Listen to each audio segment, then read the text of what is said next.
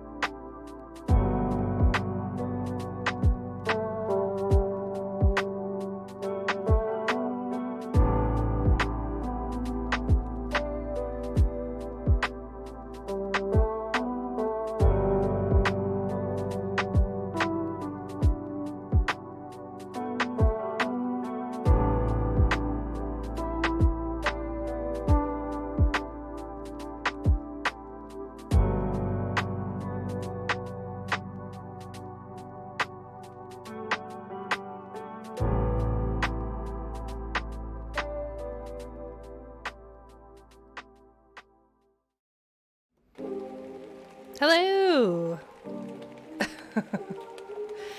How are y'all doing, chat? I'm actually posting on social media. This is so wild to me. I used to be really, really good at doing like the social media posts to grow my audience, and then I got really tired and stopped. And now I'm like, oh, I should do that. Good morning, Zelly. Schmekey's ready for class. Hey, Brant. It's good to see you. The bad dating advice seems really funny. The description's really funny. So, I am really bad at giving bad dating advice, but I think we made that during a phase. I think it was during my dating reality show research phase, because I was watching a lot of dating reality shows and they're all awful. Like you should not take advice from those shows, right? But yeah, I mean, I could take a crack at it. I feel like that Redeem is such a chill. Yeah, I got rid of some of the other ones that we used to do when we played Call of Duty on stream a lot, but I kept that one, so for reasons, I don't know. I feel like I've rotted my brain with reality shows enough that I need to make it worthwhile somehow. Okay, I'm gonna post. I'm gonna post this. I'm not trying to be cool and be like, I'm too good for social media. I'm not trying to do that. It's like, I always feel skeezy, right? To come watch my channel. But I realize that's not. It's more like letting people know that I'm live. Because I have actually run into people in real life. They're like, oh my gosh, I used to love watching your channel. And I just never know when you're live now. And sometimes Twitch doesn't tell me. I don't get the push notification. So, you know. But this time it's personal, so funny using an action trope outside the action contest. Oh, my points. What else do I have on there? I thought I got red.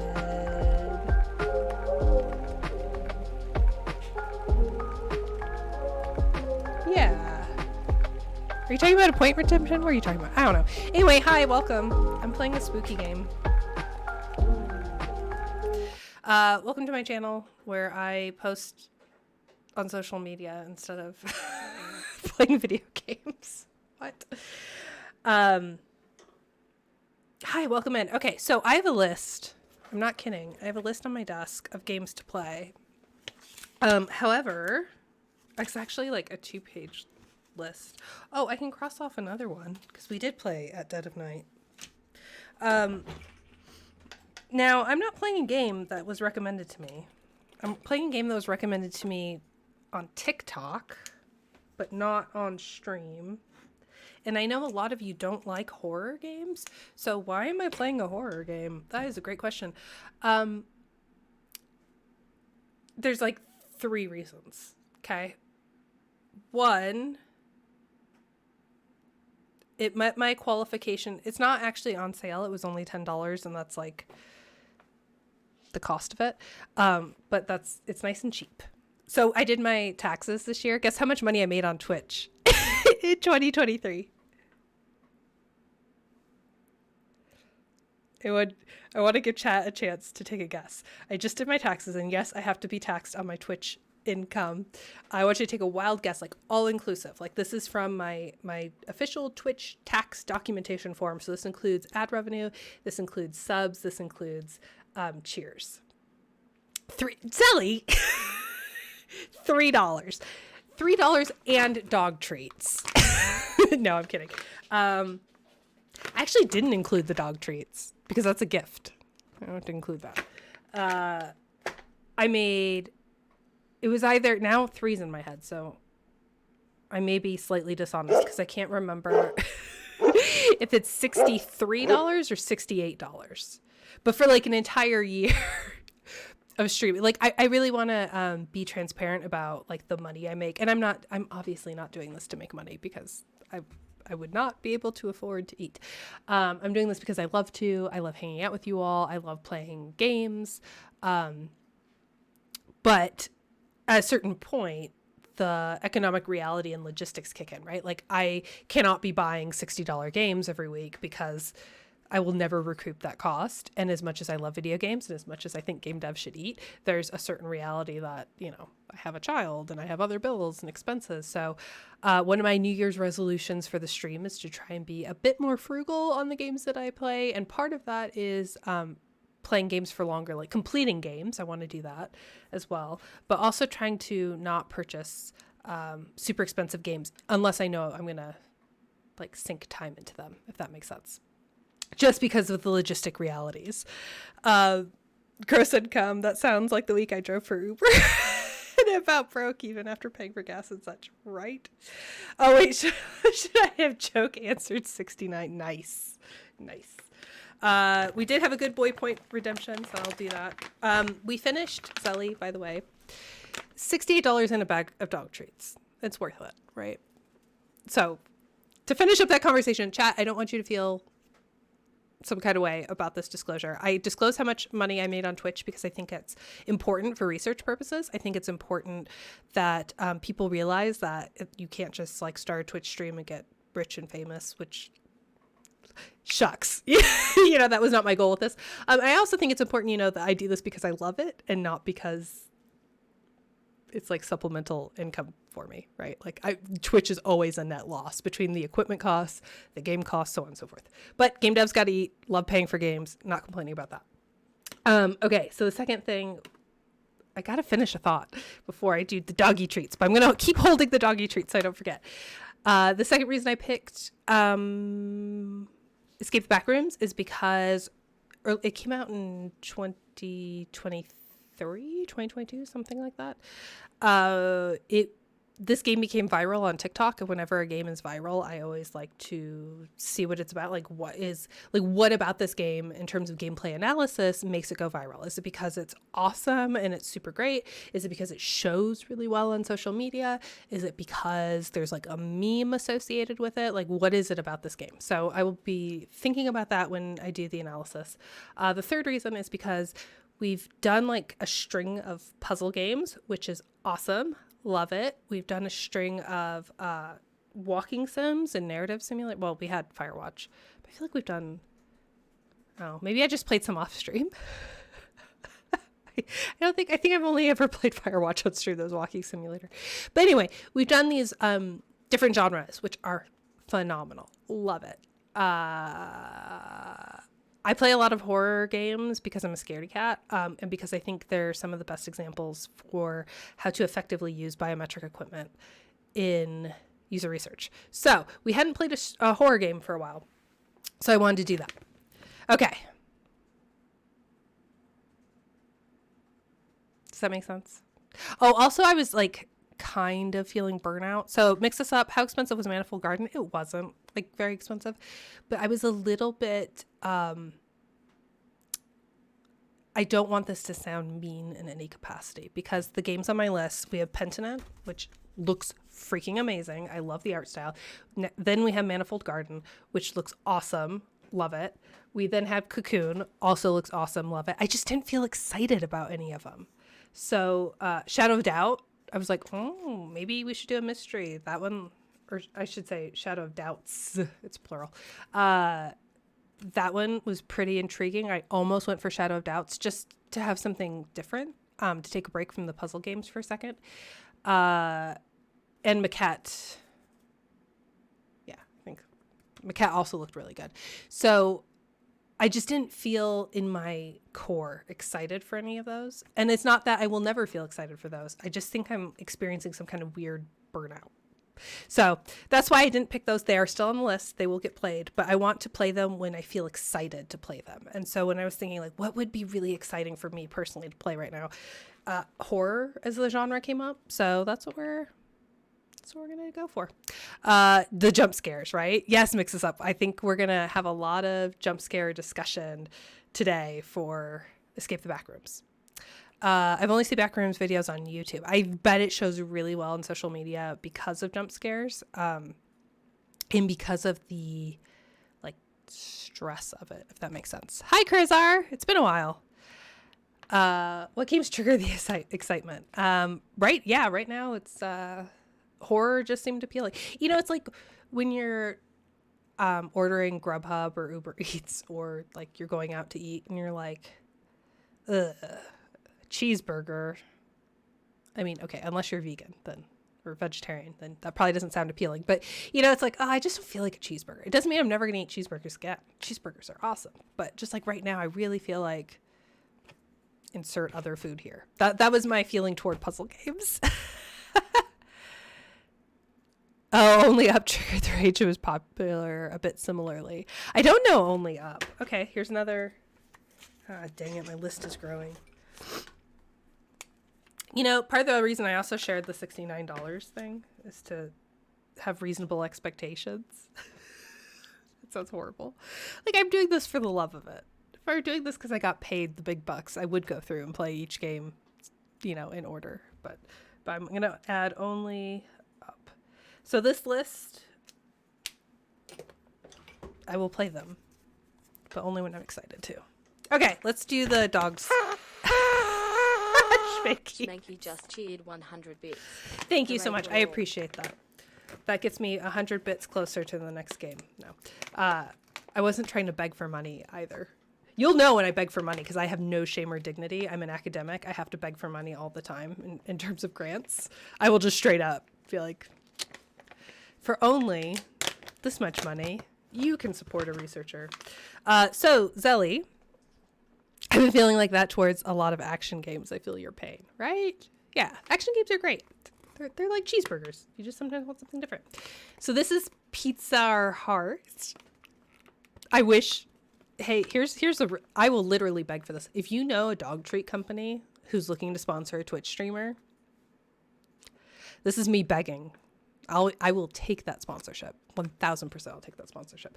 Okay, so we finished the blueberry strawberry treats. It was like a gelato themed or something, the dog treats from last time, Zelly.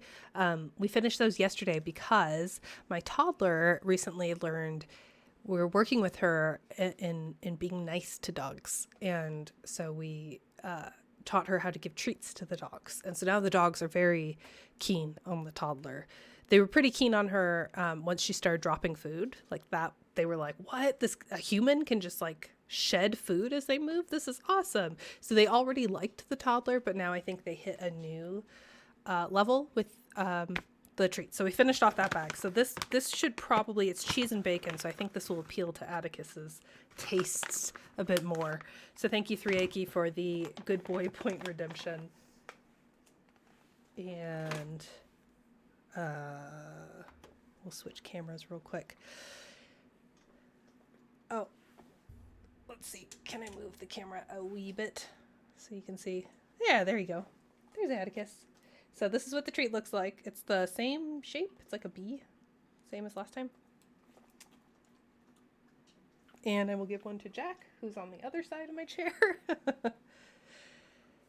We definitely need to have a microphone so you can hear the corgi crunch. Oh, yeah. Yeah, Atticus took that right away. Atticus is a fan of the pizza or the bacon and cheese. Let's see if he'll do a trick. Paw? Give me your paw. Oh, what a good boy. Oh, what a good boy. Jack definitely will not do a trick. Jack will just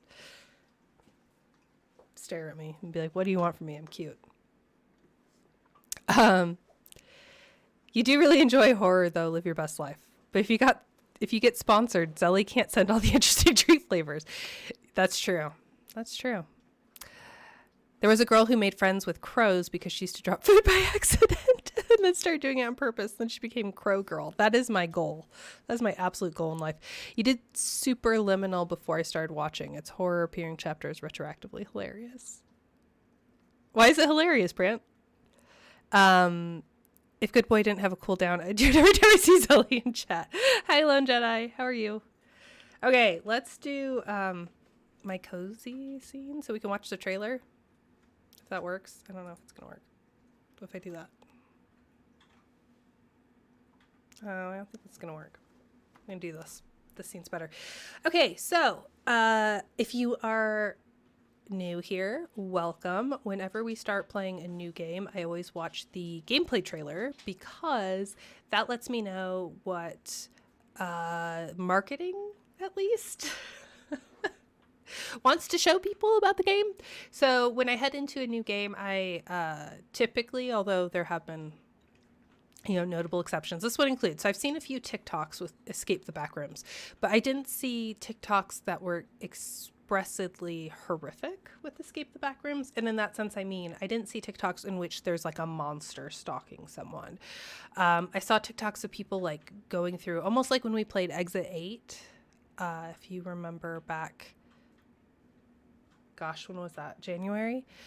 Where it's unsettling, but not what I would call horror. I would call it either psychological horror or just like there's an impending doom, but not like gore or anything explicit. So my knowledge of the game is pretty limited. I do like to watch the gameplay trailer because that's, especially for indie games, that's my go-to for what was the design intent. So I will base all of my analysis on reverse engineering what I think the designers intended for the game.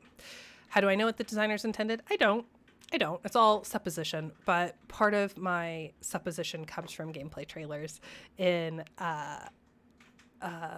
thinking about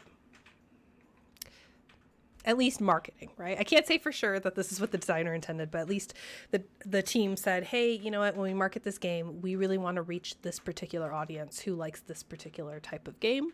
So we're going to showcase that in the trailer. Does that make sense? So I'm not equating gameplay trailers to design documents or something like that. That would be utterly ludicrous.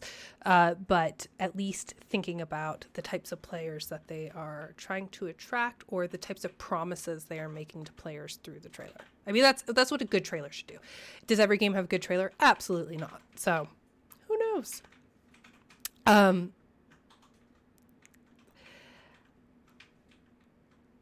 Oh, so with Superliminal, Brant, when you watch other people play, I know what's going on as they think it turned into a horror game. Yeah. I don't remember what happened when I played. I remember the horror, like the blood, the red paint, and I was like, I think I was aggressive. Wasn't I like, oh, okay, come on, monster, let's go. Or like I tried to attack the monster. I don't know. Something very silly happened. I think there's a backroom game that people think is higher quality, but I can't remember what it's called. I'm about to watch you play a horror game while I play Regency Solitaire. I'm going to get a bit of tonal whiplash. I should have been playing The Life of P, right? Is that Regency era? I don't think that's actually Regency era. I don't remember now. I just watched a trailer for Life of P, actually, because everyone's been talking about it, and I should play it. There's lots of backroom stuff. I have no idea which is the original versus which got viral versus copycats. Oh, Brant, that's a good point. Well, we'll see which one I picked. It's Solitaire in Bridgerton. Is it sponsored by Netflix? That'd be awesome. Aw, Schmanky, bless you for thinking I have the bot set up for YouTube. Did I say Life of P? 3A key. Lies of P, yes. The Pinocchio game. I'll just call it that. All right, let's watch the gameplay trailer. When I watch the gameplay trailer, I'm going to be quiet because it's a minute long. So it's a real test of my willpower to not talk for a minute. No, joking. The main reason... Oh, subtitles are unavailable. That's a bummer. The main reason I am quiet is because I want to pay attention. So here we go. Here's the gameplay trailer for Escape the Backrooms, which is the Backrooms game that I purchased.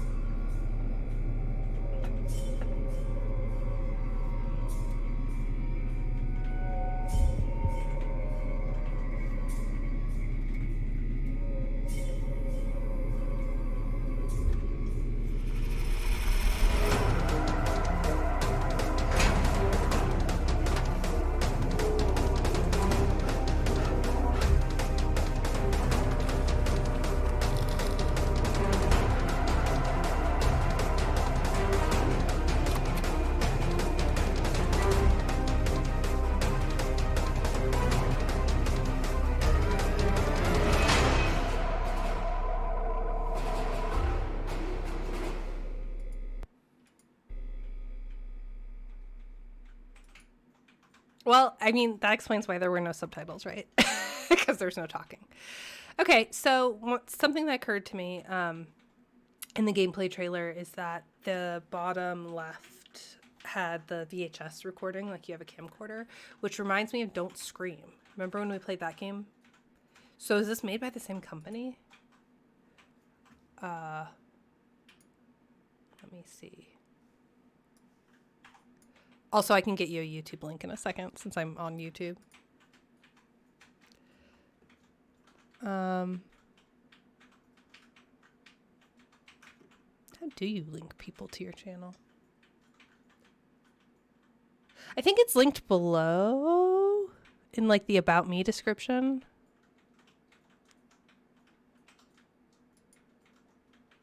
Oh, here we go. I found the link. Oh no, don't do that. Go back. No, don't do that either. I just had the link. Where'd it go? Why would you do this?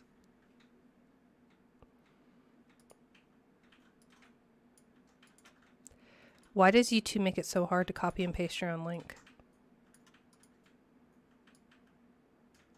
Good grief. Okay, sorry. Here, I will be the bot for today. There you go. Okay,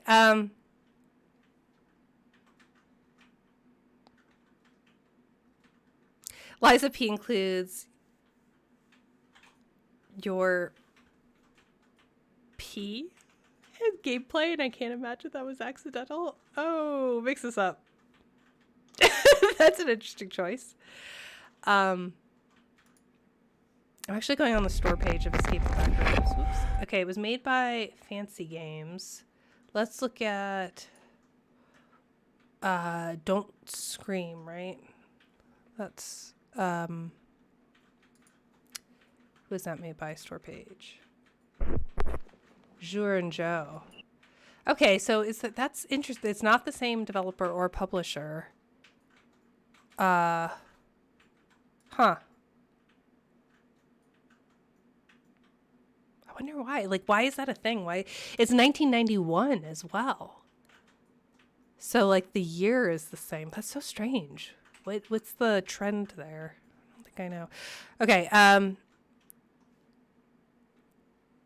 I like that the Regency Solitaire, you follow a narrative about the Tannen scandal.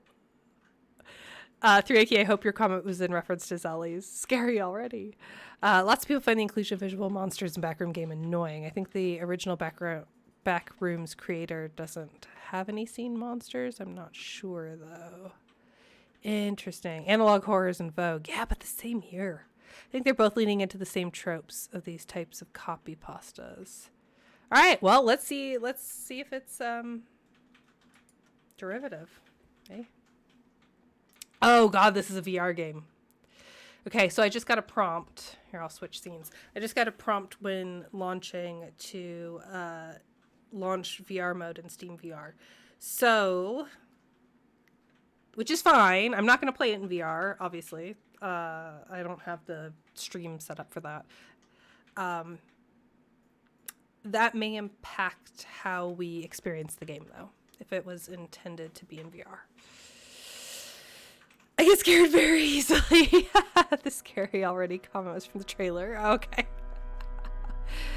Photosensitivity warning. Okay, so there's a lot going on. Okay, so photosensitivity. Folks, I apologize. I can edit my stream title to put a photosensitive warning in it.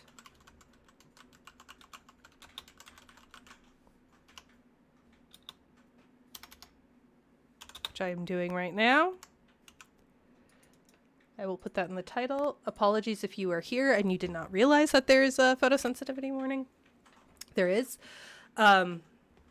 There is also a warning at the top. I think this is... Let me look at the Steam page real quick. Is this still in early access?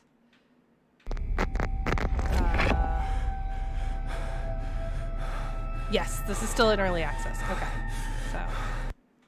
pause the trailer here. Okay, so I'm getting a warning. If you receive any unexpected errors or crashes, please verify the integrity of your game files using Steam Electro. There's a Discord link, and then there's settings and exit to desktop. So what we always do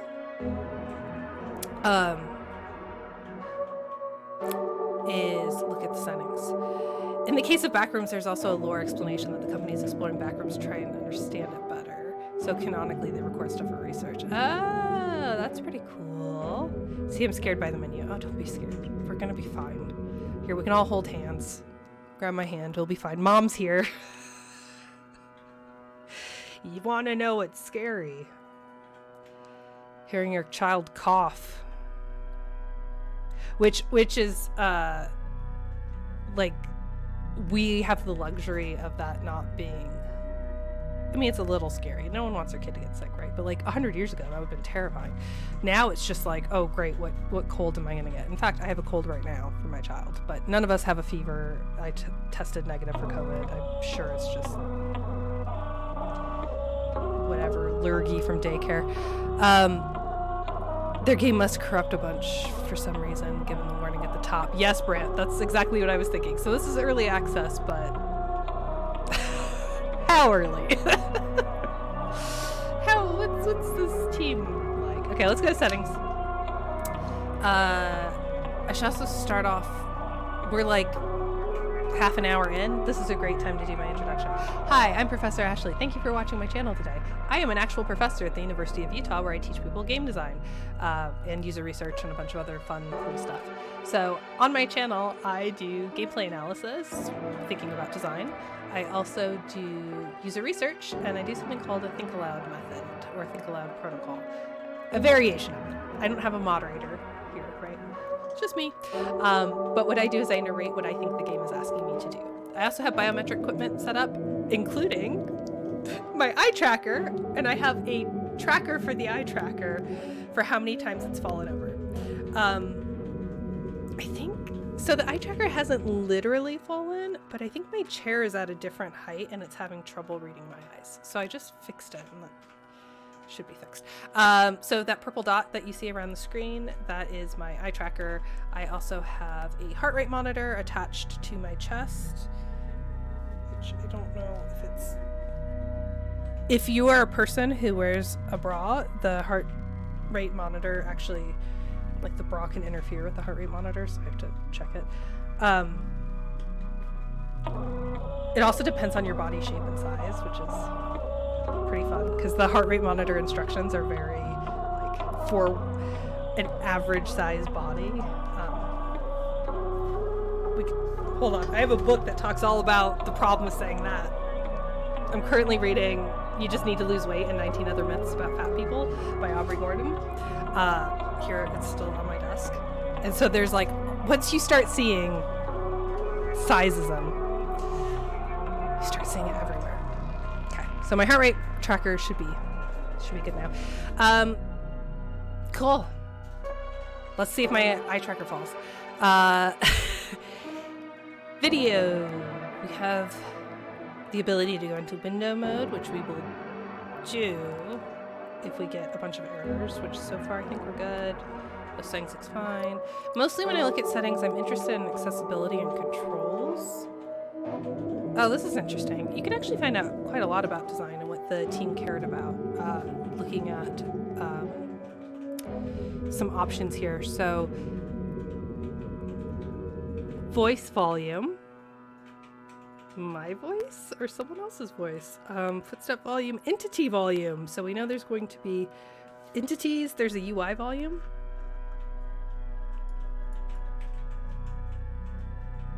Which I don't actually hear. Sorry, I have the hiccups. Push to talk. Interesting. Okay. I think this is because there's multiplayer. Yeah, it mixes up. There's multiplayer. Okay. That makes me feel better, and it's not like an alien.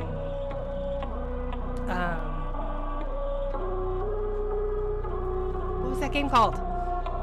Or Lethal Company, or any of the ones that do voice proximity for enemy AI detection. I had the right words in that sentence and the wrong order. We can crouch, we can sprint. This is interesting. We can interact with things. Great. The game itself, VHS effect, starts off as disabled? Question mark. I thought that was one of the aesthetic selling features of the game. Okay. Show body, field of view, set to 90 degrees, which is normal. Is it normal? Head bobbing, show event context. Okay. Reset achievements? No, alright, that's fine. Wow. What?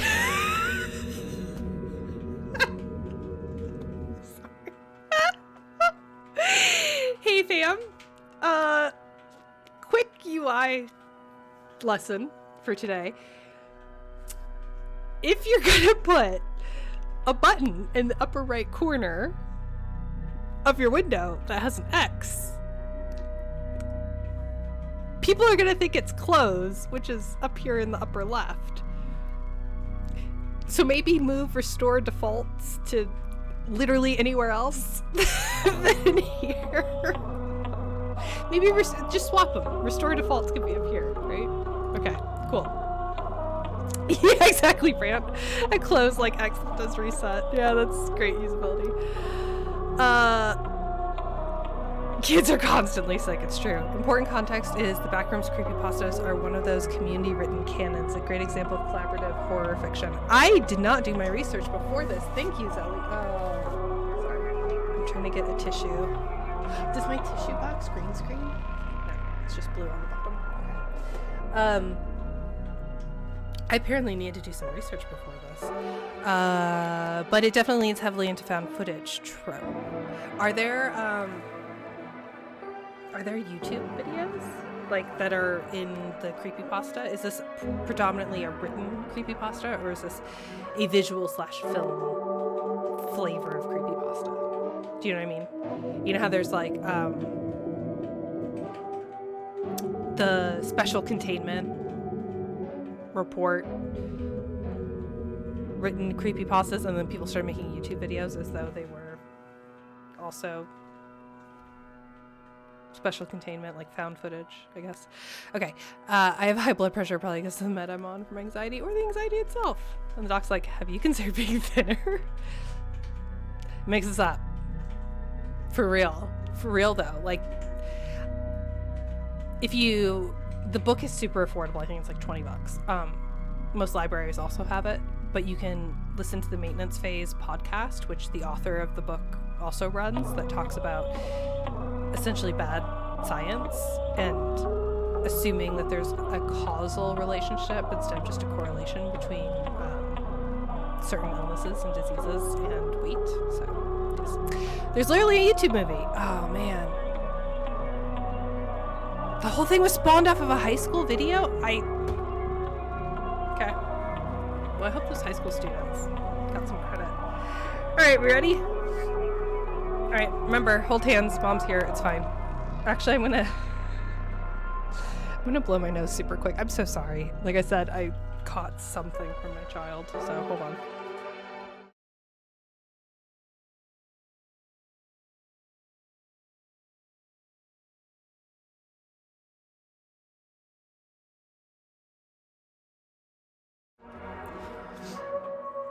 Okay, let's go. Single player. This is a menu, huh?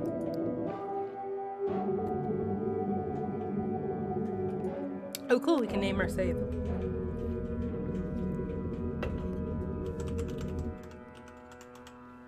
I'm going to name it the scariest thing I can think of, which is daycare germs.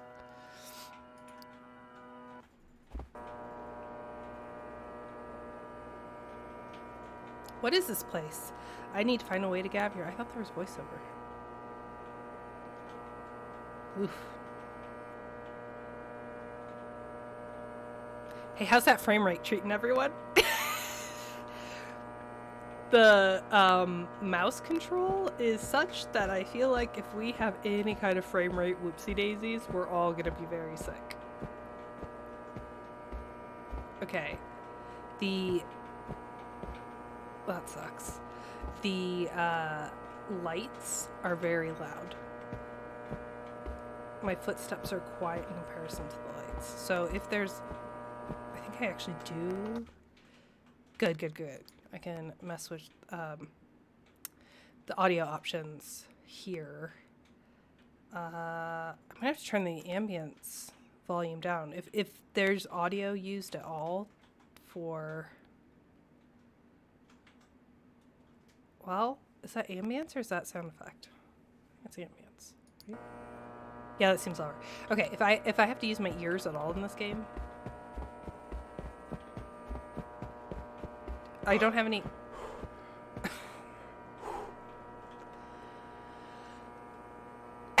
Okay, usability lesson 2.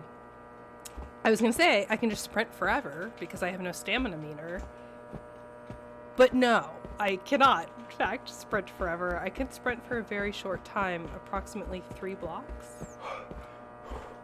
3.5 blocks before I get winded and stop. Okay.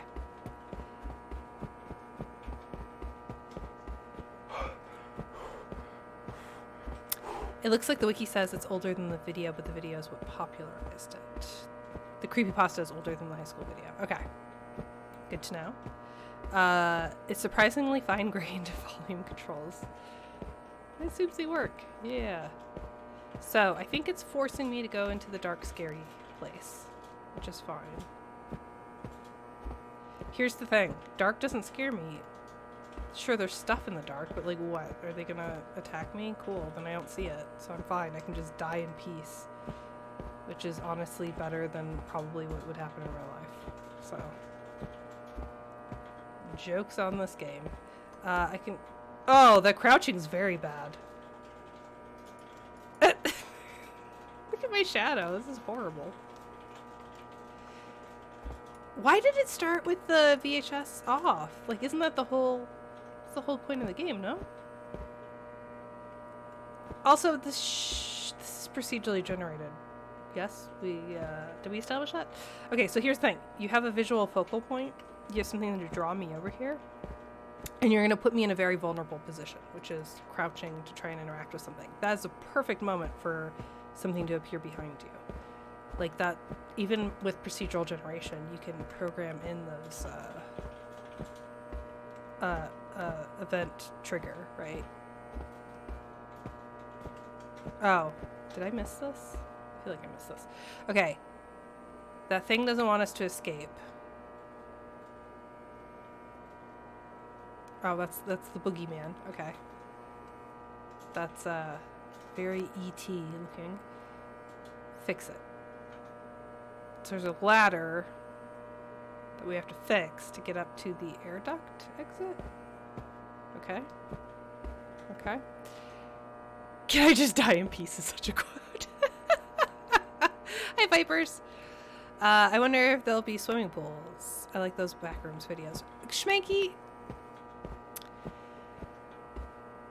I like those videos too, and I find them relaxing. And is that like a can I just die in peace thing? Or is it like, for me, it's like a nostalgic. Hold on, I'm going to put the VHS on unless it makes us all sick. It was on game, right? VHS effect. Camera, VHS disabled.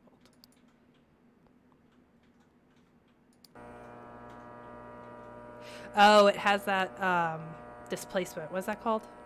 The color displacement? It's called something.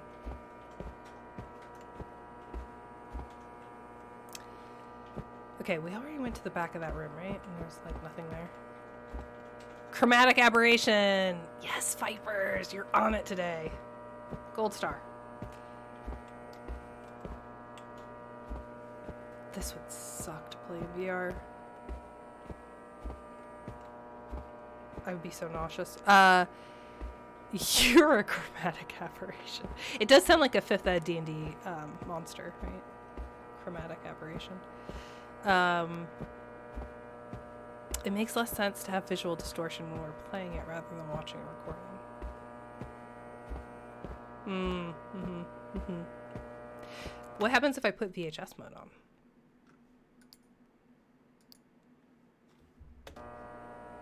Ugh. It's like fisheye?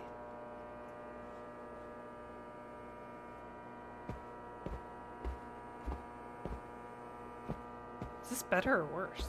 I can't tell. Okay, we learned that F is interact. So I cannot interact. By the way, this looks like a solo dev project from what I can tell. Well, you know, I'll be gentler then. Although, I don't know. I stand by my critiques. I feel like those are pretty glaring usability problems that, was it game breaking? No, absolutely not. However, I feel like this has been well established best practice to not make an X be anything other than close. If you're recording it and looking at your camcorder viewfinder instead of your natural eyes, that has some rationale. Oh, Viper, you're a web dev. That's awesome. I, at one point knew HTML, but I presume that knowledge has been replaced by, again, as per our previous conversation, 100 hours. George, we just followed. Thanks for joining us.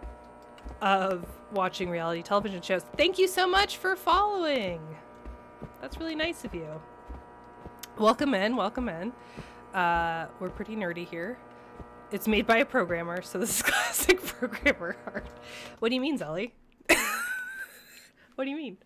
You know what? I will say this. I don't hate this. I hate this, but the rest of this is fine. This is absolutely fine for a menu system. There's nothing wrong here. Does it look a little placeholder? A little bit, but you know, the transparency behind it, it's fine. It's functional. I was able to navigate around, except for this. It's totally fine. I'm going to turn it off. I'm going to go back to camera because the fisheye distortion was a little strange. Boy, I sure would like to get to one of the pools, and I also would like the sprint to last longer. I mean, I suppose it's realistic that it doesn't, but this is a really large space. Oh, cool. Like, I have no way of knowing if I'm in a new space or an old space besides, like, that. Should I just go into the void? Is that...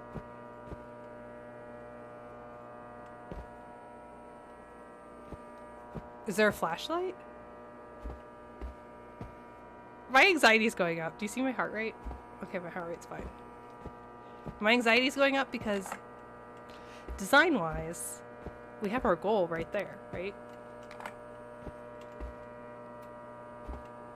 This is suspicious. This is sus. We have our goal. We have all the pieces we need to achieve our goal.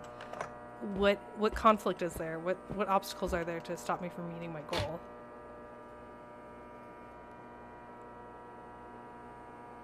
That's not the exit? That's not the exit? That is just where the key... What a strange... What a strange place to have a key. Okay, well, I guess the key's for the door. I hope that didn't just trigger, like, a monster release. Where was the door? Is that just to make me feel uneasy? Because I'll just straight up go into the void and go to sleep. But, we have the thing that we need to reach our goal. If I can remember where the goal is. I thought... Okay. My previous critique is a bit mute now because my critique was going to be that I have no way of knowing where I've been and where I haven't been. So, but like obviously I've been able to navigate fairly well.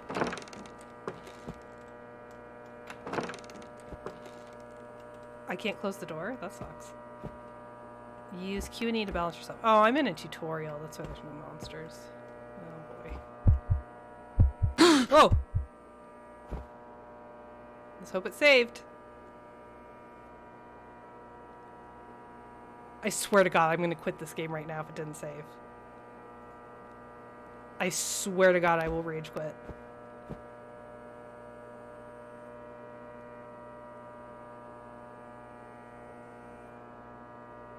Mix this up.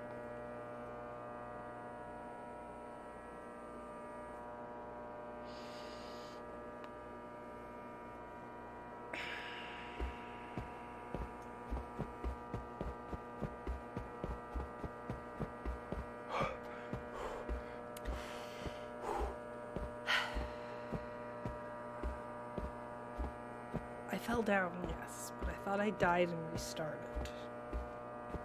I'm guessing now, is that a sign that there's permanent death in this game? Which is fine. Not critique, I'm fine with that. God, where was the...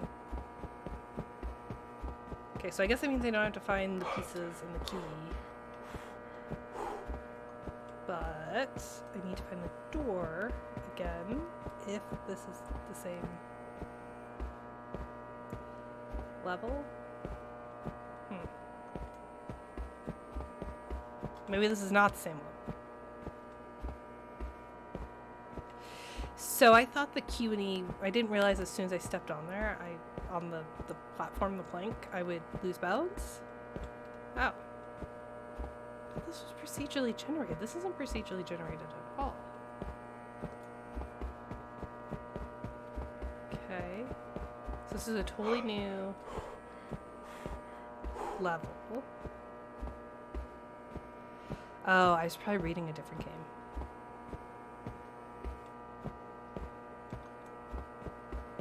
Okay, so if it's not procedurally generated and we haven't seen a Spookums yet, this is clearly luring me into a false sense of security so that I can get spooked real good.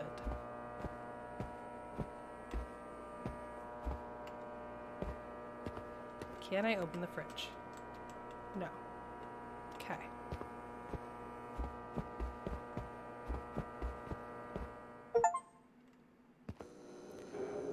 Escape level 0. So what was the floor layout then? So that was the tutorial, which is great. Basically died during the tutorial. Maybe you're supposed to fall? Are you supposed to fall? Maybe you're supposed to fall.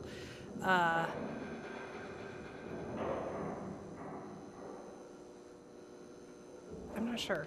I'm not sure how so I didn't go upstairs, right? Whatever. It's fine. That's also my first question. I see a fridge. Nonsense layouts. Okay, that's totally fine.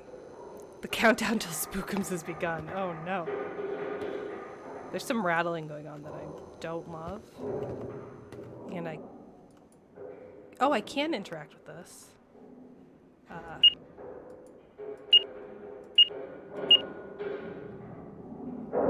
That was not the right password. I need a password. Okay. Okay, how do I get out? F again? Okay. F is to interact and to disengage as well.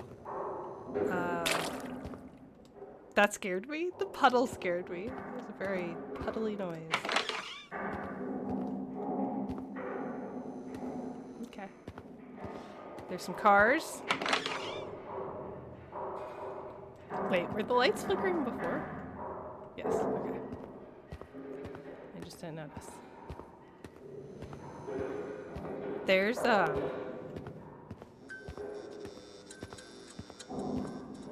lot going on. Can I take this off the wall? I cannot. Okay. Am I gonna open a door and a spookum's gonna jump out? Well, we got a ladder. What? Whose office would this be? For a second, I thought I was gonna have the hide in a in a closet mechanic, but no, it just gave me almond water.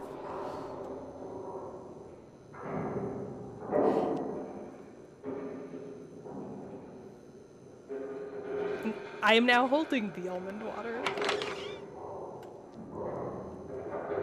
Well, time to sit back. I've beaten the game as far as I'm concerned. I have a nice office. Some almond water. Okay, closet ending.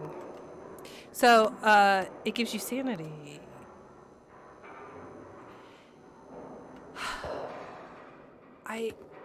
How does the sanity mechanic work when you're supposed to, oh, I'm gonna sneeze. When you're supposed to be recording, right? So like in Amnesia, The Dark Descent, bugs would start to crawl across your vision when you were losing sanity. I thought the noises just stopped, which would be more scary than the noises continuing. So how does that work with the VHS tape? Because surely this is like a recording, so the sanity is of us? Does this have difficulty levels? I don't know. I didn't see that in the options. Oh, here's some instructions. Oh, check everyone's ID. Don't turn into them.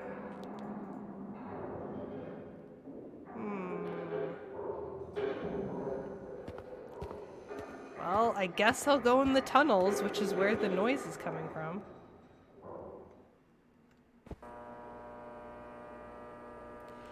What is this place? Indeed, I need to find a way to get out of here.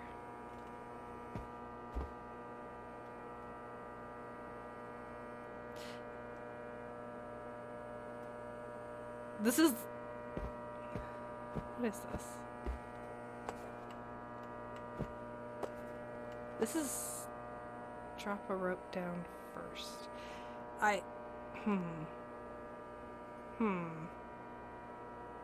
If you're on easy mode, almond water. Okay. Let's see if I'm on easy mode. Here's our inventory.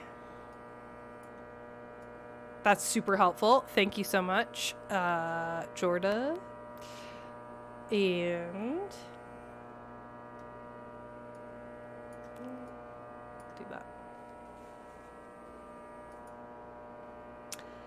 So this is my sanity meter, but there's no overlay UI in the game itself. So I have to use inventory to check my brain. Okay, got it. We're on the same page. Cool. Am I on easy mode? Where would I find out that information? I wonder. I definitely didn't change difficulty. So,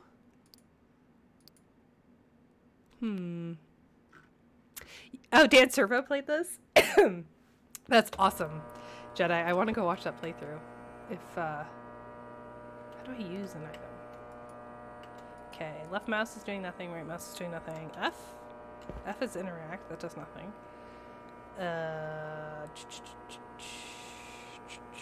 It auto sets you on normal. That makes sense.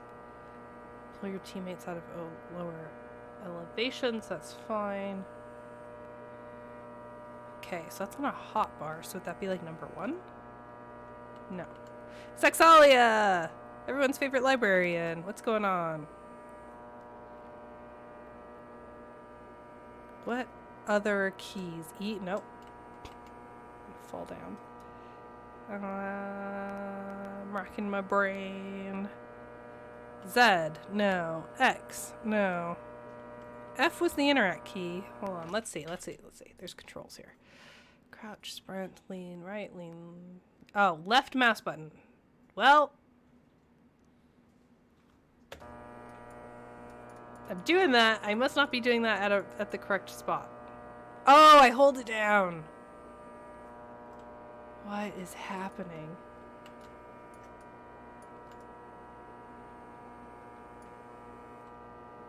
So that's for me to like pull someone up, but I can't like put the rope down forever?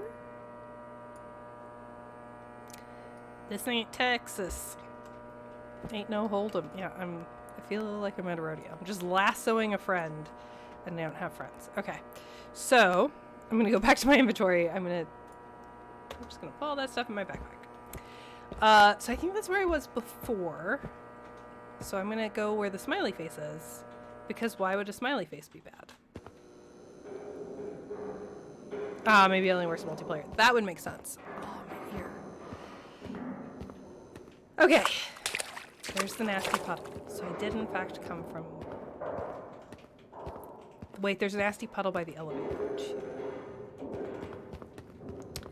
What doors have I not gone in? I've gone in that one. For sure. Have I gone in this one?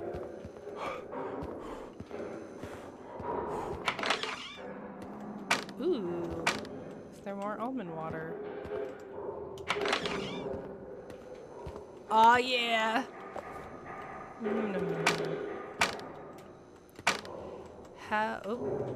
Oh, this is a special almond water.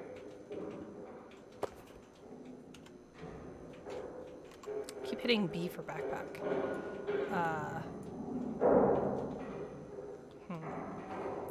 Does sanity go down just from being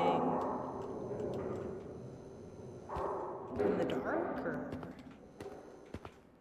keep seeing those fire extinguishers and I think that they're like a person.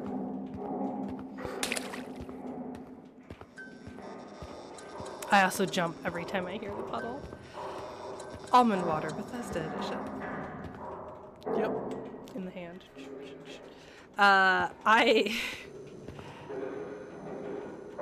If you came here from Servo's channel, I need to tell you that you are not going to get any major league living in this stream, unfortunately. Oh, here's another note. It's very, Slender Man, right? All the notes.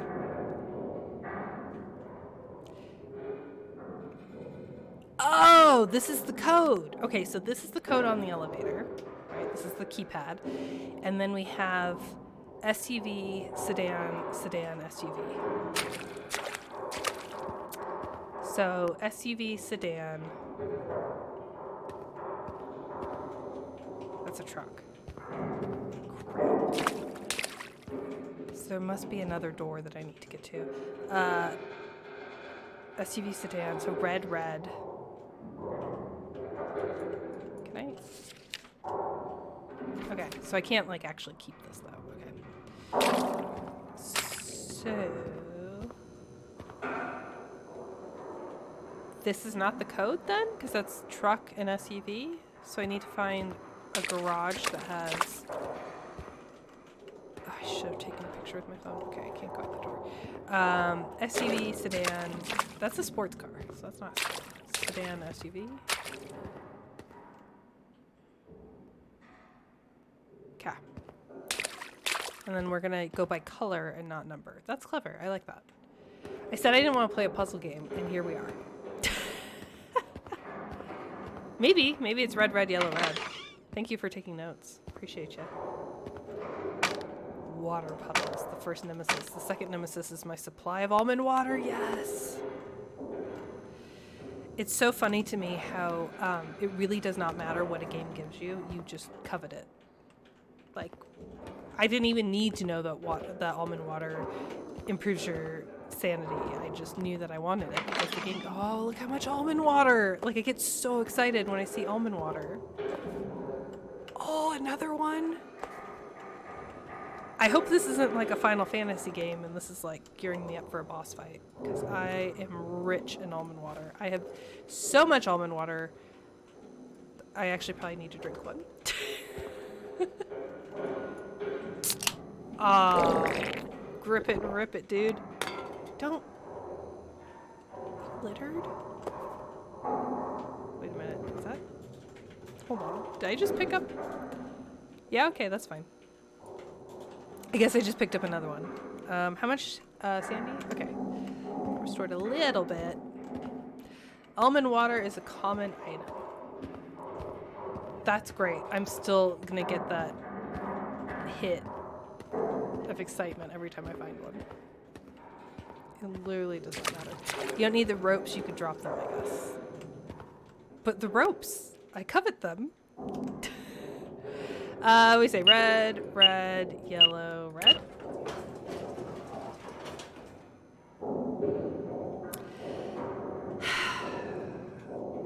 I'm glad I tried that code because I was not going to try that code. I don't know. We're probably already on one, right? Based on the fact that I saw those cars as not meeting the puzzle, so I assumed there was another garage I needed to go into to find the cars that did match the description. So like SUV, sedan, sedan, SUV, and instead I got SUV, sports cars, sedan, SUV, or SUV then truck. That's what it was. It was SUV, sports car, SUV, truck. But here we are. It worked. Who cares? Use almond water to restore your sanity. Okay. Oh, I missed the rest. Sorry. I laughed because it told me about almond water like long after I'd used it. Oh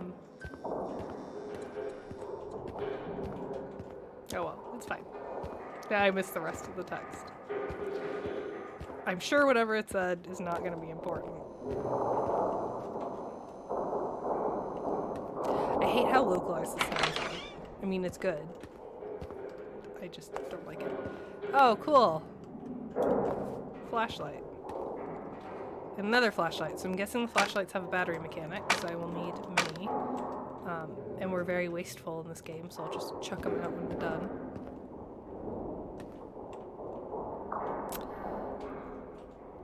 I was going against the grain. Okay. So the directional arrows on the floor of the garage is helpful because I know that I'm going the opposite way. So that helps me know which areas I've cleared. Oh, okay. Should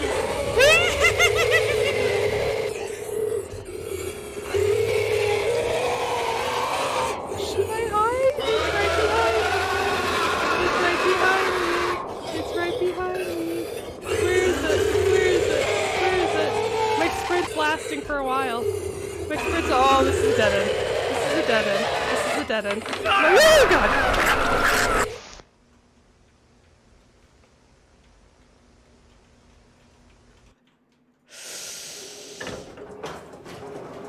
Did it take my almond water? It took my almond water. The Spookums count was 14 minutes. However, my eye tracker held up. So, at the start of the last stream, it was great that I spent all that time using command strips. Look at my heart rate. It was 81 when I last looked. So, I've only had one cup of coffee today, so my heart rate has been sitting at like 68, probably. MEG, wonder what that means. Where do you see MEG? Your heart rate went up to my resting heart rate. Oh. It also depends on caffeine, right? My shadow. This is such a thick shadow, though. Okay. Nobody has survived after losing all their sanity. You can see your current sanity level in the inventory. That was a lot of text for not a lot of time. All right, priority number 1. We are getting almond water. What do I do when I see someone run at me? Because I tried to go into a room, but before I could even shut the door, they were like on me, eating my brain. Oh cool, a key. I don't know why I need that, but here we are. Got one. I presume the game will tell me later. Oh no, game. Why is the game suddenly stingy with the almond water?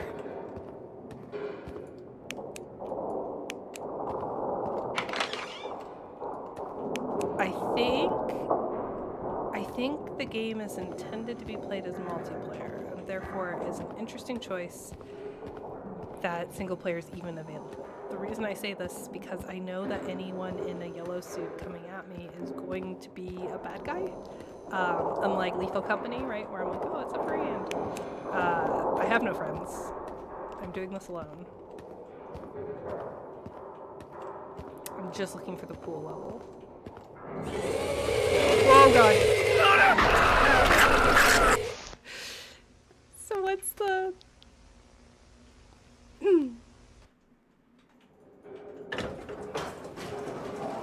Oh, yeah, I saw the MEG this time. It's on the transition screen. Got it. If you have enough of a lead, you go into a room and lock it. Oh, that's what the key's for. So they can open the door, but I have to lock it. Okay. Got it.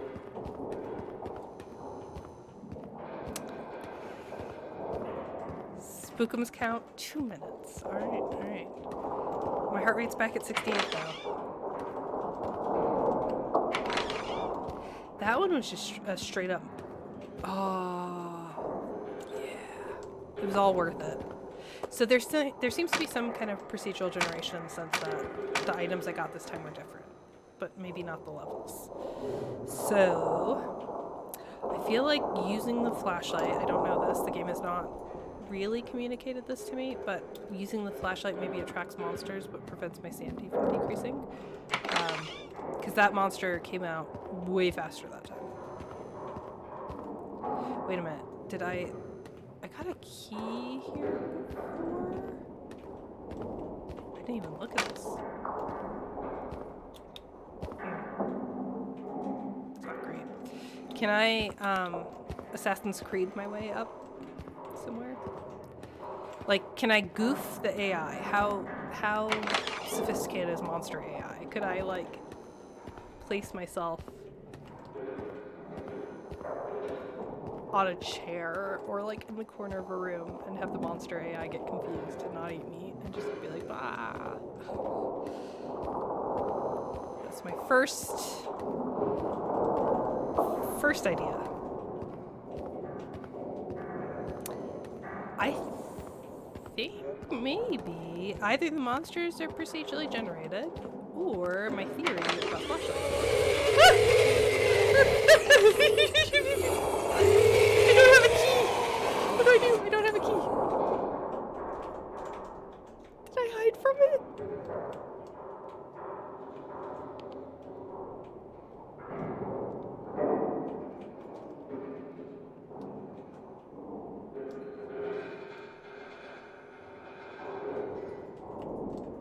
Game, I do not need another flashlight.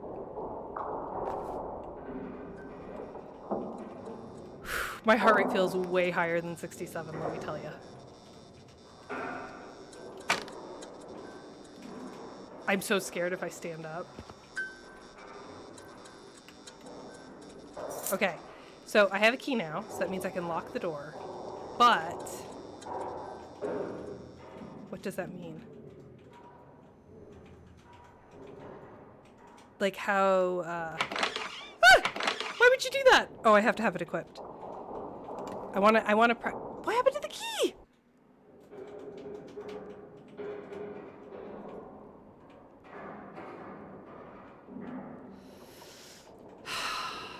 Are you gonna play a Silent Hill game that just came out? I don't know.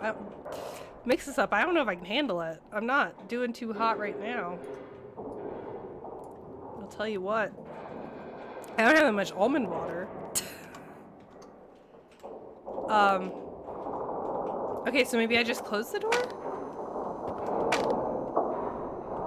Maybe I'm supposed to get a lead and then just close the door and I don't worry about locking it. But like, here's the thing. There's a window, right? So I should be able to see out. But theoretically, the monsters can also see me. But what's their pathing like? Oh, it's right there. Okay, so what we need to figure out... Maybe this game is just creative marketing for almond water, yeah. For sure. What we need to figure out is how does their AI work? So it's around the corner to the right.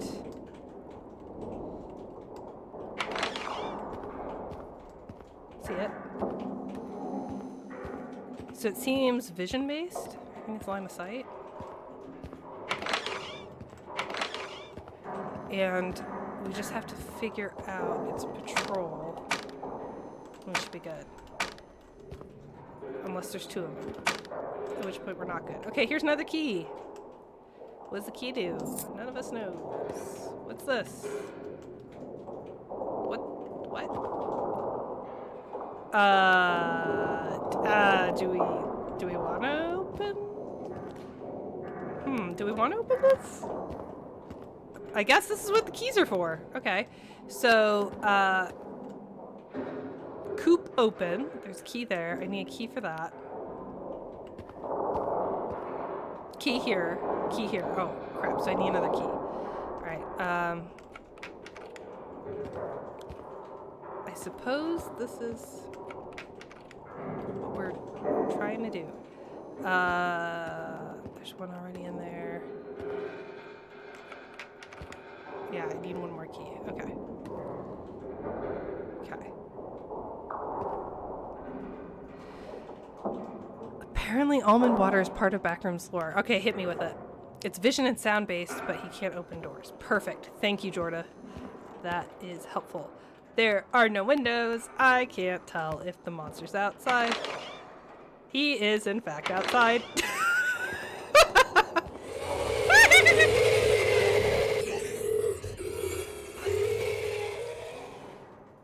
Now, when you say sound-based, does it use my mic?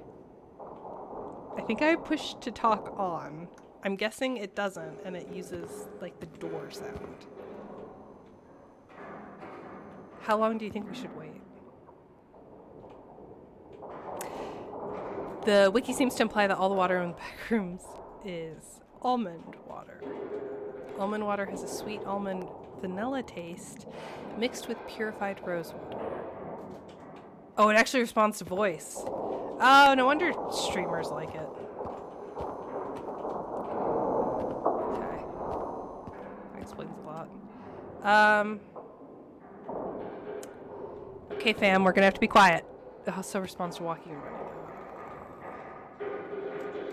Okay, hold on. Shh, we're gonna open the door.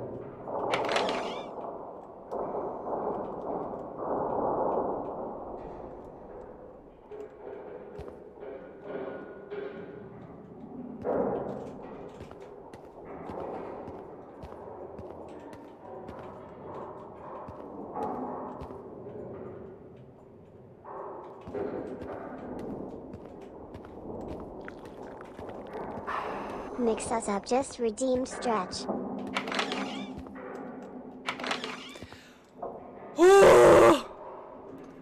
Why would you do that? Oh, I didn't change the it's still Christmas emoji. Not emoji. What's the word for it? The notification? The Twitch integration thingy? Oh, he doesn't respond to flashlights. All right, cool. Stretching's good. Stretching's good. I should also get some water. Oh, thank God. All right, let's see what my sanity. Oh, yeah. Gotta have some almond water. Crack me open a cold one. Okay, does it go? Oh. I was hoping I could retrieve the can for a 5-cent redemption. All right. LOL, your heart rate. That's why we do it. That's why we have science. So you can redeem good boy points and get me killed. All right, we're gonna be quiet again.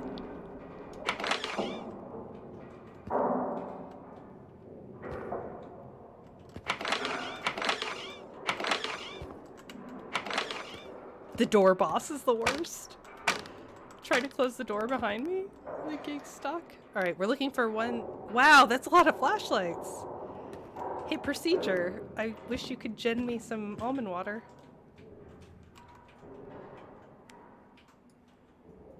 Sandy's pretty good right now. Okay. All right, here we go.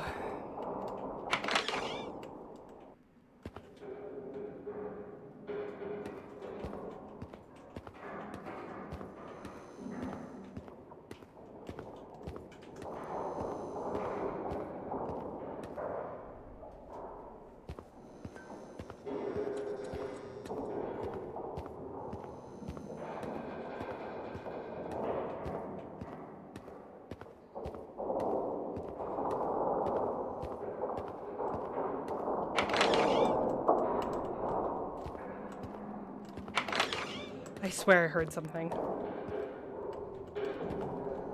Oh, I've been in this room before. Okay. This is, I think, the first room. Okay, so I'm gonna hang out here for a second. Okay, drinking expired almond water is discouraged and can be poisonous, comparable to the dangers of drinking cashew water. We're learning a lot. I feel like this counts as a science stream. Symptoms include, but are not limited to, weakness, fatigue, dementia, insomnia, internal bleeding, and aneurysms. Woo-hoo-hoo. So the whole game is because you drank expired almond water. Yep, this is all Backrooms lore. Okay, so is that the lore of the game, or is that like is that real life? Does that make sense? Like, is it actually bad to drink almond water? I don't know. There's a room straight ahead that I might need.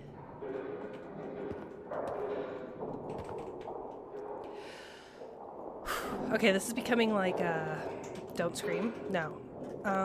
This is becoming like at dead of night, where I'm like in a room and I'm too scared to leave.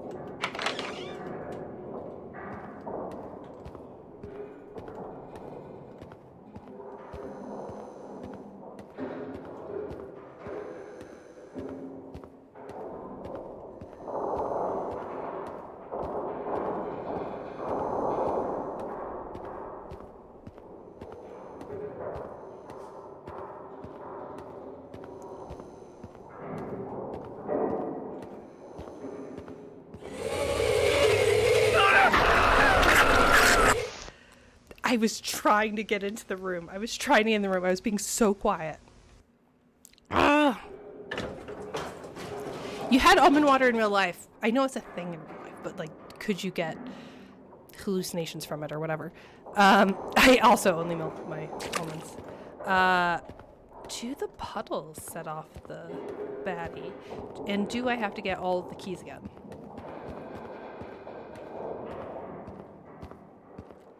I really want to read about moth jelly, but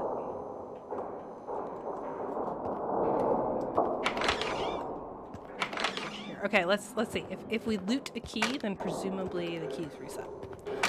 So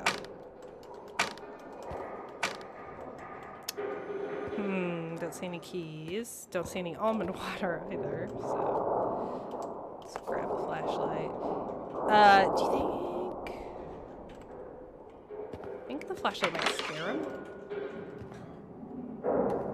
Should we try that? The anxiety I feel. I don't know what to do in that situation where I could see him. Like, just try and hide? Try and line of sight him?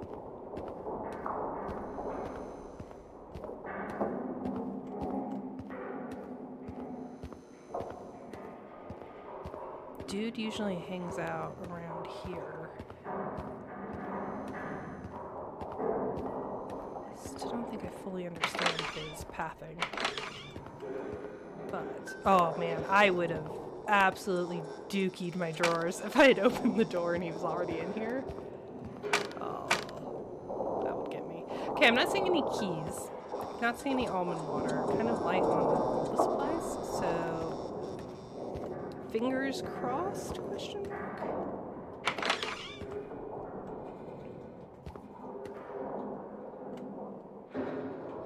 Dude's right there. Okay. Uh-oh.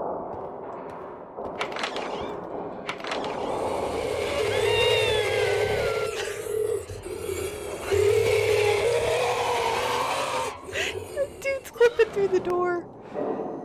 Oh boy. Okay. Some of these drawers are open, most are not.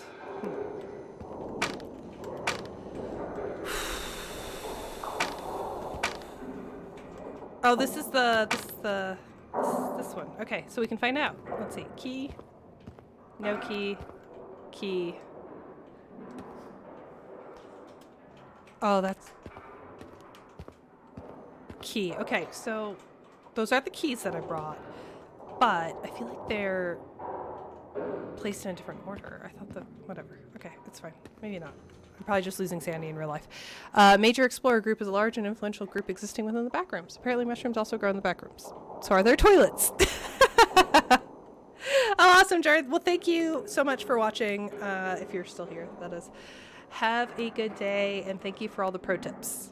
And enjoy this game with your friend. Okay.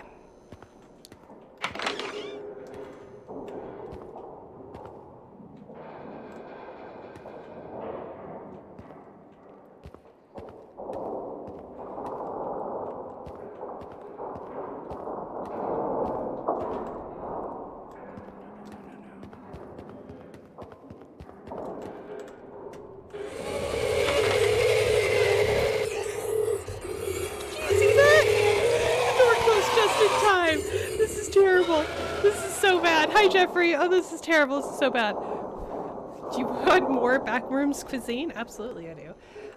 So the creature from the Black Lagoon, that's what the character model reminds me of, seems to be hanging out like right around the store, because this is of course where I need to progress. Just went down a rabbit hole. I was thinking VHS effects are staples of horror games, but they are anachronistic. So what would the modern digital equivalent be? Probably data moshing. Possible with a shader, but it doesn't look like anyone's made a game with it yet. Experiments, sure. Games, no. Ooh, interesting, Vipers. That's a really interesting perspective. I think it's really interesting. I mean, it's a horror motif, right? To take the things that make us feel comfortable and secure and to pervert those and make them horrific, or like you can't trust them.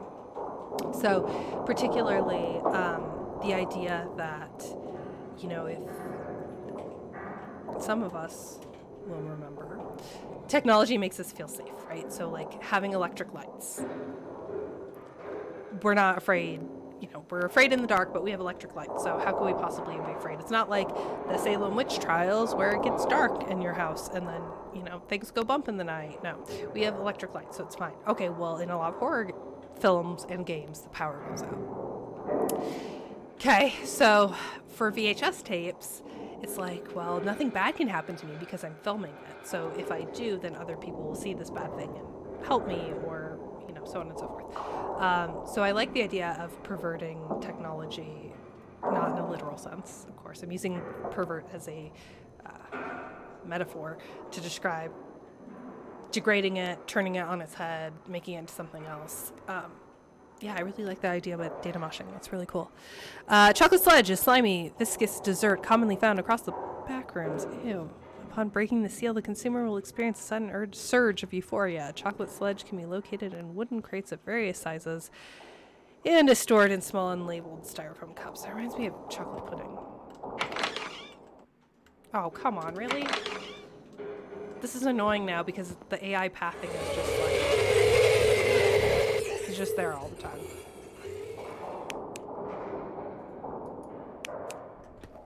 So when the door's shut, I think the big bad evil guy has to walk away, presumably.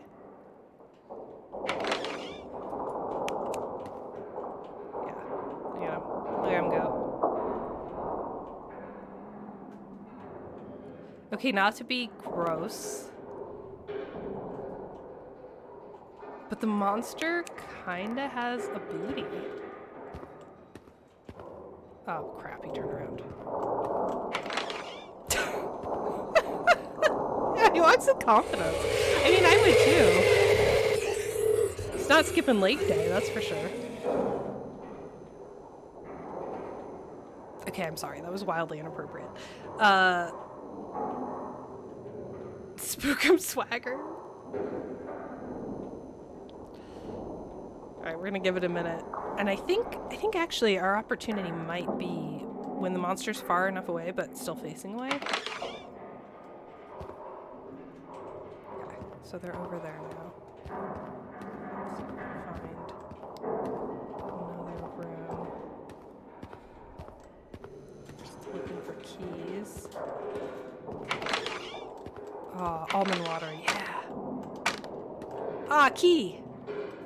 Alright, cool. We got it. We got our almond water, we got a key. We lost all of our ropes. Which is fine. Oh, I need to drink this, actually. I'm not having a chill time.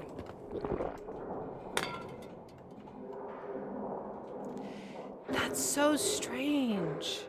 Sometimes this happens, it's like bug. I mean, it's not a bad bug, but when I throw the can of almond water, sometimes a new can will spawn or like another item, like this flashlight. Oh, I think it's dropping from my inventory. I think that's what's happening. What a strange bug. Okay. Maybe if we compliment it, it'll stop being so mean. Yeah, exactly.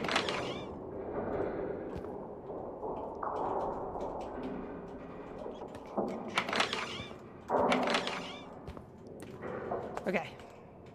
We already got our key, however, I need to stock up on... I need to get a Costco-sized pallet of almond water for what I'm about to go through. Okay. No more almond water. Cool.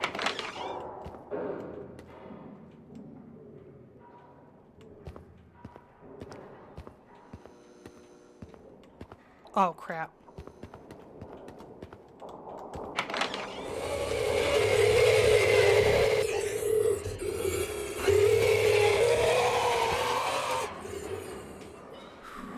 Stealthy Sumo! Hi, how are you? That's true too. Maybe we shouldn't call the creature from the Black Lagoon a monster. Because even in the movie, it was called a creature. But that is what the character model looks like, right? Okay. So I have to go back and to the right. This is gonna suck. Alright, here we go.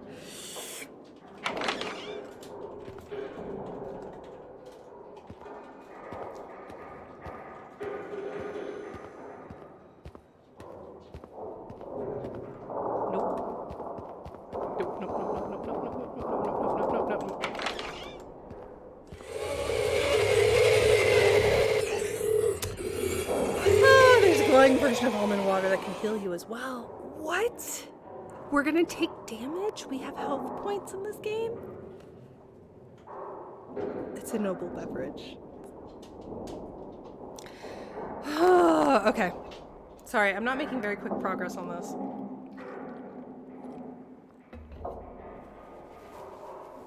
Oh, I see. Mix this up. The canon has it, but you're not sure if this game does. Okay. I want to get to the game. I want the game that has the pools. The vaporwave pools. That's the game I want. Is it a... I'm just trying to think it's a bad strategy to go this way. Well, we're kind of line of sighting them. And the room is right here.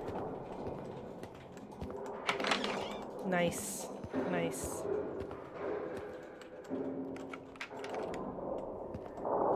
Alright, I have to turn all of these. Uh-oh. What? Ew. Don't tell me I just did all this for nothing. Don't tell me I just did all this for nothing. Don't tell me I just did all this for nothing. Okay, good. Just had to be quicker. That's fine. Oh man, I need to get the sound effects that Dan Servo has. I need those. I need those on here. This would be super fun. Okay, so. Alright, I got one. Got one almond water. You know what this game needed was to be spookier. What is that? That is my reflection. Oh, look at all the almond water. We are rich in almond water. Hey, when do the flashlights run out? Is my question.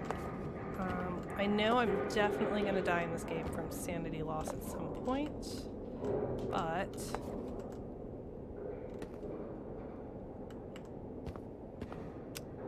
what does that look like? Okay. Let's go ahead and top up our sanity. Chug, chug, chug. It's 1 in the afternoon now. It was like 8 p.m. before. So we're making progress. Costco! We found Costco. If nothing else, you did it for sharing. This sucks. Oh boy.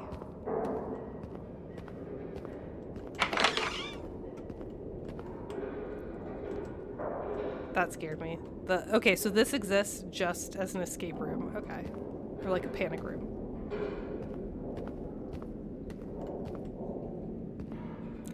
This is the worst flashlight. And the puddle scared me again. It's okay, we're all gonna hold hands. Is everyone holding hands? Okay, cool, I can shut the flashlight off. I'm going to assume my sanity decreases far faster than... Where am I? Okay. Well, Sandy's okay. It's looking okay.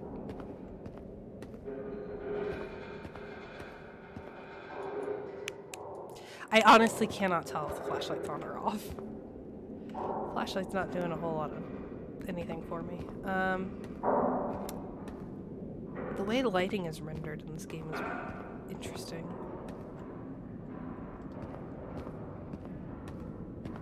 Is this where I was? Yeah, okay. So that is that. And this is not that.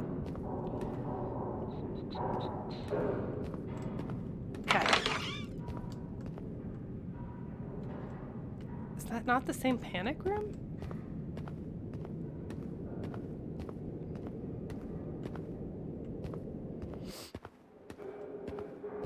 I'm following the lights a little bit. Okay, it's locked. This is not locked.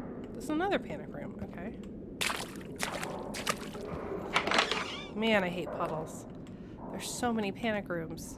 I feel like this is... What? This is indicative of how much panic there will be. So, because the monster clips through the door, this one's, like, ineffective, right? This is... What happens when we have to pee? Like, what happens when we need to sleep? That's what the puddles are. That's canon, right? Sorry, that's gross. That panic room is not great. I will just get eaten up if I try and use that one.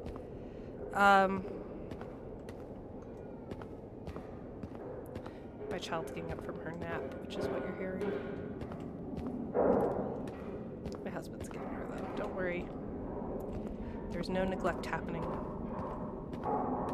It is very disconcerting, though, when you're playing a horror game and you hear a baby crying, because it's such a horror game trope. I'm just following the right wall as a strategy. Oh, I hate those puddles. Those puddles make me so upset.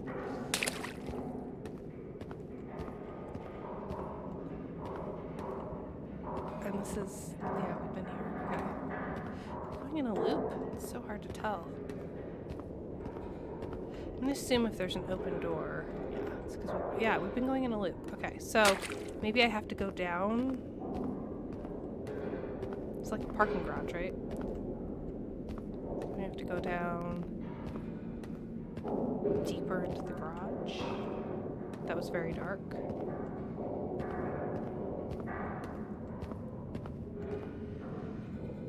How long does it take to convert to cashew water? That is a good question for science. Now, where was the...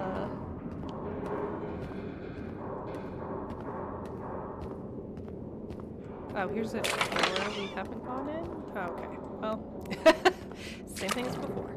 Alright, there's a giant puddle with tires in it.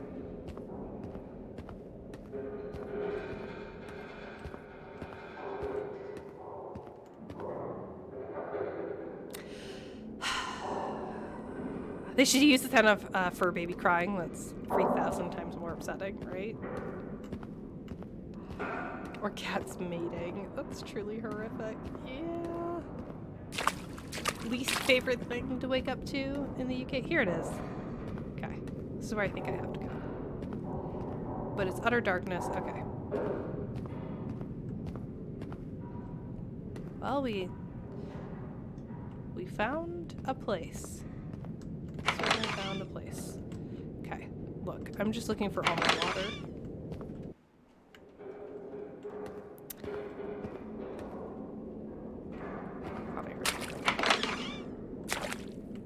If there's a bad guy in one of these, this is where I was before. Did I somehow come?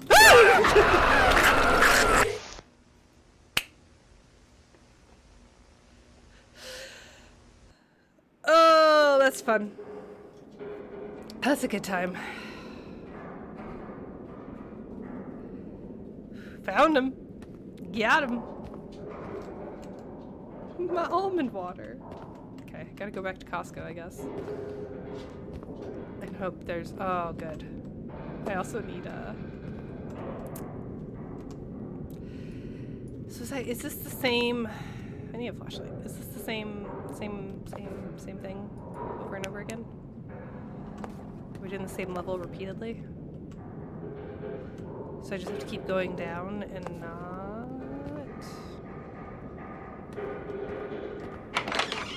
get a baddie after me? This is so dark.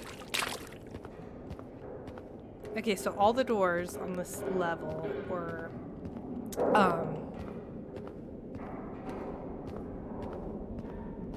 empty, like just hiding places. So we go down here.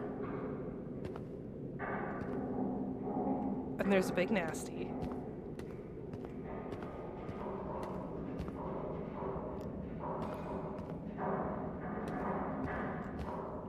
The problem is there's no real audio cue to let me know when the big nasty comes.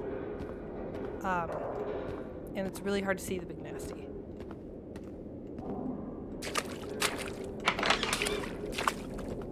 So at this point... Nope, do not like. So at this point... Okay, what's the puzzle I'm trying to solve? Okay, my Sandy's fine. Let's bring this back to game design, shall we? Sorry, I have to stretch. Oh, my back popped. That's the real horror here. Is, my old bones and my body. Okay, let's talk through this.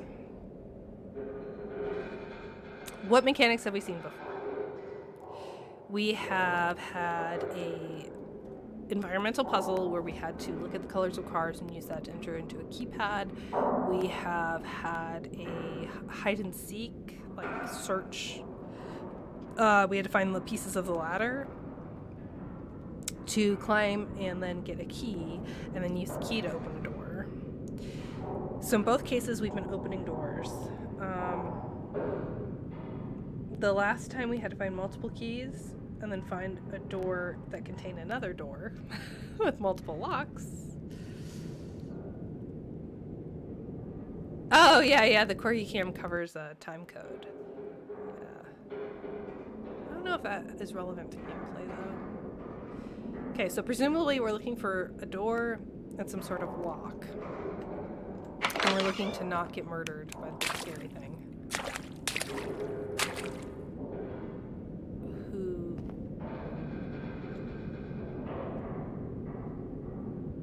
works here. I mean, I just have to go back down, right?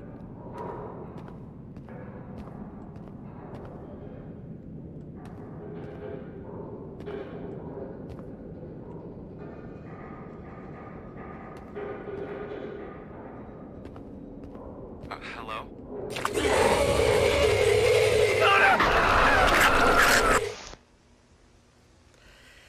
Okay, so we have at least three levels, if not more, and the monster's on the third level. The first two levels seem to be clear, but what are we looking for? Like, this is I don't mind that there's a monster, right? We can kind of work our way... Jordan! Hi, Jordan. Bye, Jordan. We can work our way around that. But I need to know what I'm looking for. I think my greatest critique of the game so far is needing to have a little bit more direction in terms of what I'm supposed to be doing, what I'm supposed to be looking for, and how delicious almond water is. Just tune in. We're looking for the escape. Yes. Yes, we are. This is true. We're looking for the escape, but like in what... That's our macro goal. What's our micro goal in this moment? Like, should I keep opening doors? I guess is what I think so far those doors have just been like hidey holes, right? The game has taught me that if I see one of those awful things, I should hide. I will say something that just happened, which I find really amusing, is the presence of another human voice at first I thought was relaxing. I'm like, oh, nice. Okay, a friend. And then, of course, it's not a friend. Oh, I'm gonna sneeze. So, these two are safe. This is where we get spooky. Imagine Instacart delivery of almond water, 1 free with every gameplay. And the Instacart deliverer says hello. Like, oh no. I still can't believe a simple game made so much. I mean, Lethal Company too, right?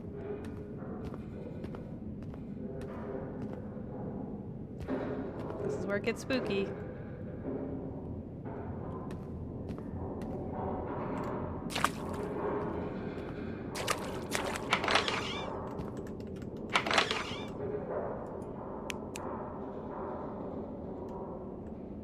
Okay, maybe the monster's not nearby. This is all the rooms are this time, so, how many layers down do you think we have to go?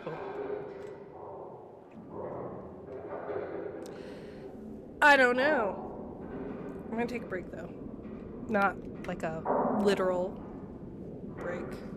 Like, I'm not leaving the chair. I just need a break from... Oh, the corgis are gone.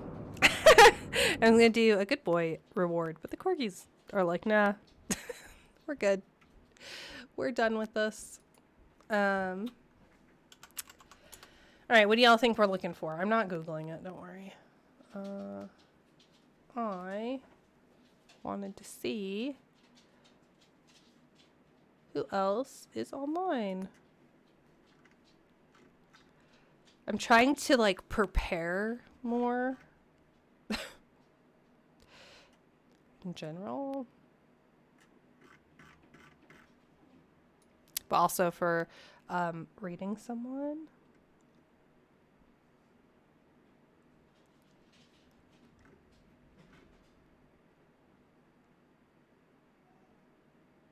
Ooh, that's cool. Okay.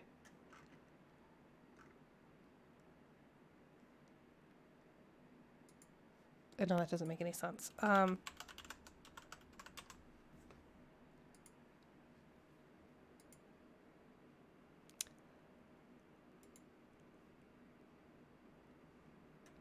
Incredibly cute.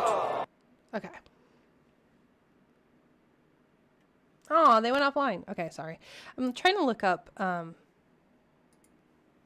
someone who's live right now that we can raid after playing this game. And the person that I was thinking of is now offline. Womp womp. Okay. You know what's good about this?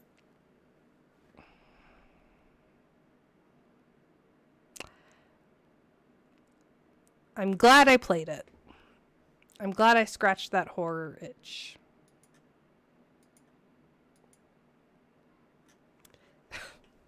That's what's good about it. I'm looking at the Steam page now. Seems like there's a lot of content. What is this? How do I get to these levels?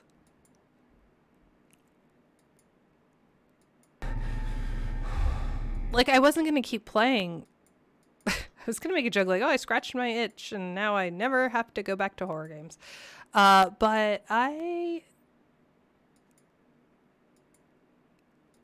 kind of feel like I should. Because this is a lot. This looks like a lot of content. There's a lot more content in this game than I would have expected, right? Will you come back to this game? Yes. There is an end state. Here's why. Because this says the end. So this leads me to think that there's an end state. And it's in a library, Sexalia. It's in a library. This is your kind of game. Look, there's a library. I played Celeste for the first time today. Very impressed. I've been on 2D kick lately. Vipers, I might join you. Do you have someone to multiplayer with? I mean, theoretically, yes. I just want to get to the cool vaporwave levels, but maybe not. Maybe I'll play Celeste. Celeste has been on my list, my to-be... This sounds like a yes with an asterisk. I'm not kidding. Celeste has been on my list for a really, really, really long time. So, and I've not played Celeste yet, so I might do that. Minute's been on my list too, but I recently watched a YouTube playthrough of it. And that's not the same as playing it yourself. However, I feel like this is probably mean to say, but I feel like I got it from watching the YouTube playthrough. Soma, I don't know if I'll ever play. Soma's like an ambition of mine because you want to talk about spooky games. You want to talk about spookums. You want to talk about things that terrify me. The ocean like exists, and that is terrifying to me. I hate water. I hate being in water. I like baths. I don't even really like pools. Like if we were meant to be in water, we would have gills. Sorry, that's my take, and I'm sticking to it. I wonder if it'd be faster with multiplayer because you only need one person to make it, I think. Subnautica was not my thing. Subnautica absolutely was not my thing. I did stream it back when I was streaming on PlayStation 4. I wish you wouldn't stream through this. Steam keeps playing the trailer, so if you heard that noise, that's what that was. Yeah, okay, so you're all about the water and ocean, Sexalia. No. You know what lives there, right?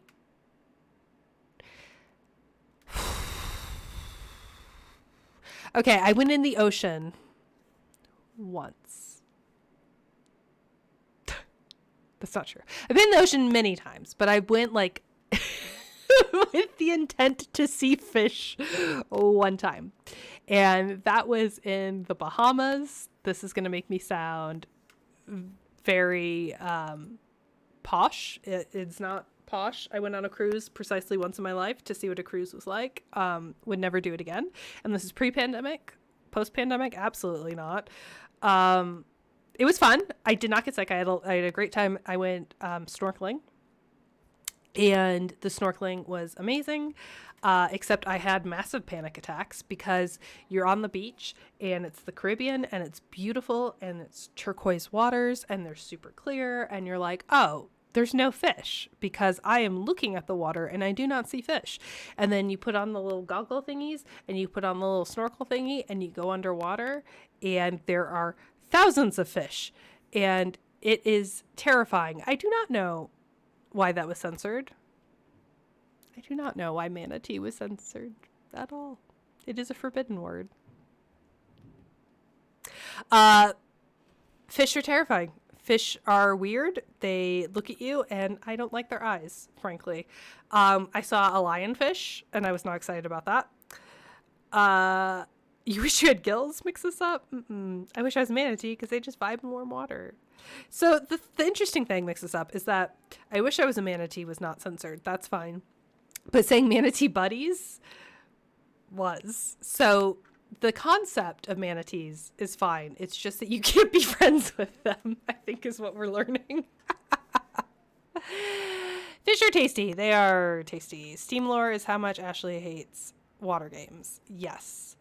What was the other? There's Subnautica, which I hated. Abzu, I also hated. And I know Abzu's like a relaxing game that's fun for people. It was not fun for me. I hated it. I almost threw up.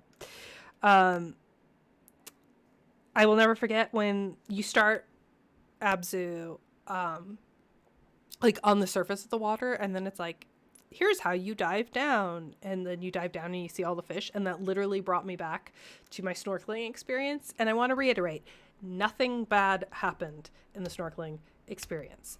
So this is literally the definition of a phobia, right? Like, it's illogical, it's irrational. There's no reason for me to be afraid of fish. But I guess fish for me are like spiders for a lot of people. I love spiders. I have 6 spiders upstairs right now. I have tarantulas as pets. They're wonderful.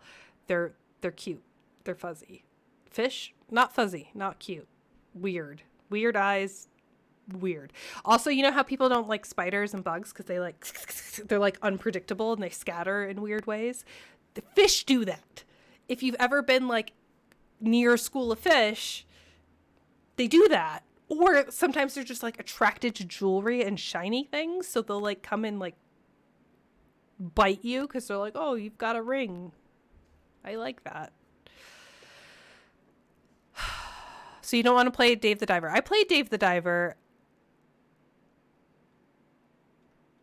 It was fine. I like the sushi making.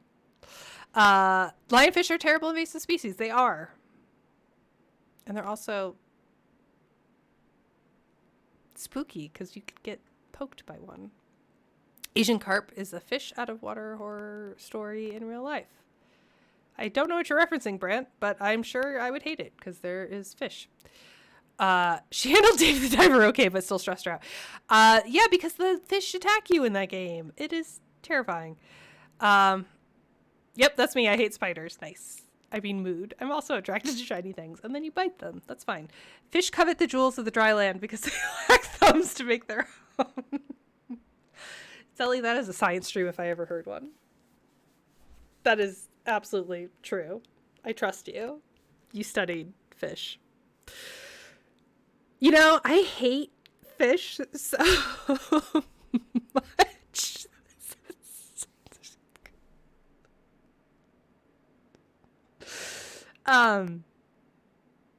I'm laughing because the quality of the stream is just completely dropped, right? Like, no one's learning anything except for how weird I am. Who was it? Mystery Librarian, I think, the other night. Sometimes she watches on Thursday nights.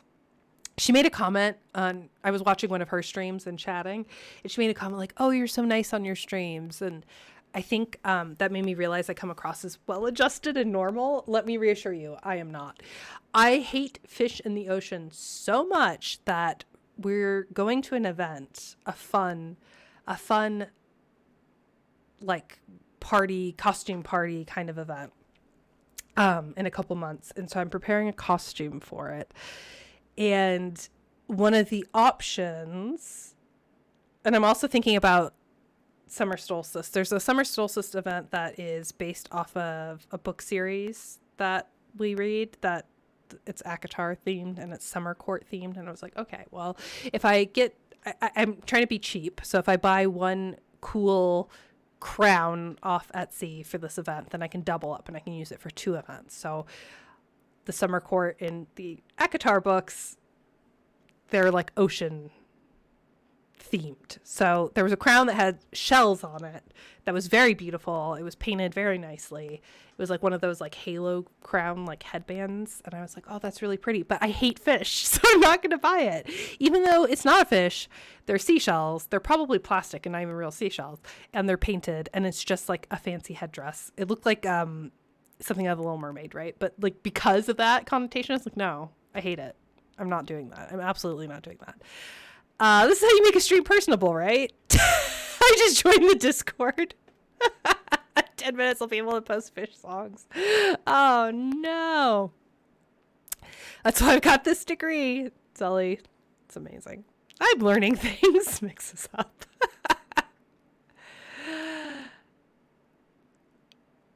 Did you know about the blank fish?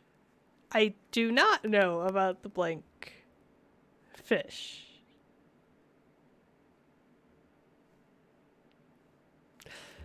Looks funnily at chat. Oh boy. Oh, yes. They're these worm things. Oh no, I tried. It's okay. I allowed it.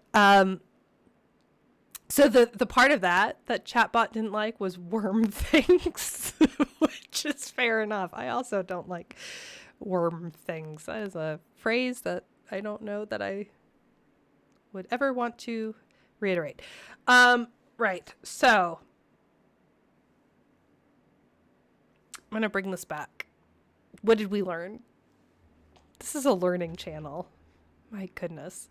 What did we learn this stream? Okay, so we learned about UI design, right? We learned that putting an X in the upper right corner that does not close out but resets everything is probably not the best usability decision.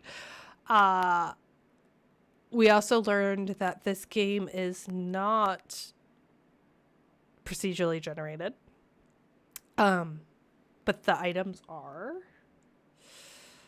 We learned a little bit about the AI used in this game, at least from the monsters that we've seen, and who knows, presumably it gets more refined the longer we go, but the AI seems pretty simple. Seems to be visual audio detection, probably with the preset cone. This... Oh, do we know what engine? I'm gonna look it up. I'm going to look up which engine was used in this game. Let's see. Escape the Backrooms game.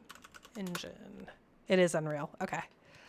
I was like, this feels like it's Unreal, but I didn't want to say. So it's Unreal 4, which makes sense because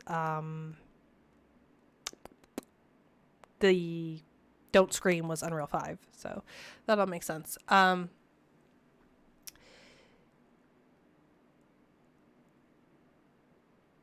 Yeah, I'm going to go ahead and say that's probably preset AI. But worm is also a forbidden animal in chat. It's true. Worm manatee?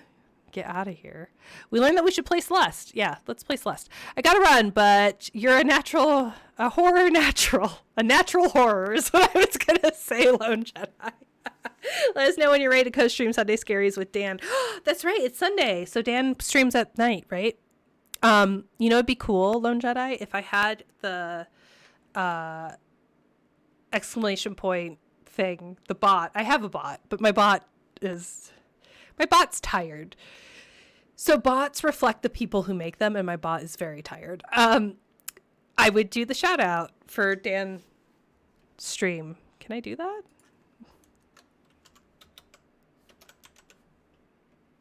I don't think I can do that. Let's try it. I don't think it's...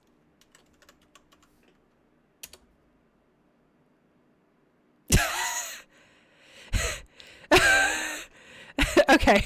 Sorry, Lone Jedi, you posted that right as... So I thought my bot was like, hey, you haven't set this up, but Twitch actually does this automatically now. But I'm glad it was you and not like my exclamation point SO did something. Okay. Yeah. Here we go. Shout out. You should go follow this dude. I randomly, you are an Autobot rollout. Let's see. Does that work? Hey. Oh, that's cool. That's a really cool integration. Good for you, Twitch. Good for you. So you should go and watch Dan Servo's channel. Was it Headmistress Librarian that rated them the other night? I had never seen his channel before. I don't know how he doesn't have like 100,000 viewers. Like that was one. He's playing Dead Space. He has really great Twitch integrations where anytime he would die, chat would respond with, "Did you see that?" Which the level of cartoonishness humor really appeals to me. It was a really good time. I would happily co-stream with Dan at any time. In fact, if Dan plays Escape the Backrooms, let's go. Let's do it. I will even stay up late to play this game with Dan and Dan's community, because Dan's community is great. It was super fun. Super fun. We also learned what to threaten you with if we want an A. Like The Godfather, you roll over bed and there's a fish head on your pillow. No. Actually, that wouldn't scare me. You would have to put me in the ocean. Why am I telling you this? Why should I give you the ways to scare me? Yeah, it would have to be like ocean related. Like dead fish or fish that are alive. I still don't like them. But like a fish in a tank is far less scary. I think it's thalassophobia for me, like the open water thing. I don't. Also, a few weeks ago, we'll end on this chat before we pick someone to go raid. We'll end on this. A few weeks ago, I made good choices, and I told you I don't really drink, and that's true. I don't really drink, but I made some really awesome choices on Saturday night or Friday night, and then Saturday we went to the planetarium with my toddler, which was a great time. Love Clark Planetarium. I think I told most of you in my undergrad I minored in astrophysics and majored in sociology. I was literally, I think, 1 credit away from like switching majors. It's weird. I'm weird. This is what you have also learned. Love the planetarium. Ours is free, which is incredible. I love that Salt Lake has so many community arts and free museums, that kind of stuff. Do not go there when you're hungover. Not because of the kids. There were kids everywhere, and that's fine. Kids everywhere is not a problem for me. But don't go there when you're hungover, because they have several exhibits which are intended to make you feel small. And part of my thalassophobia, I realized, is this feeling of being really small and insignificant in the universe, and just having all these natural things completely out of your control that could not only ruin your day, but also just end you and your entire bloodline. So like in the ocean, I'm this big, and there are things that are this big that could just eat me up, right?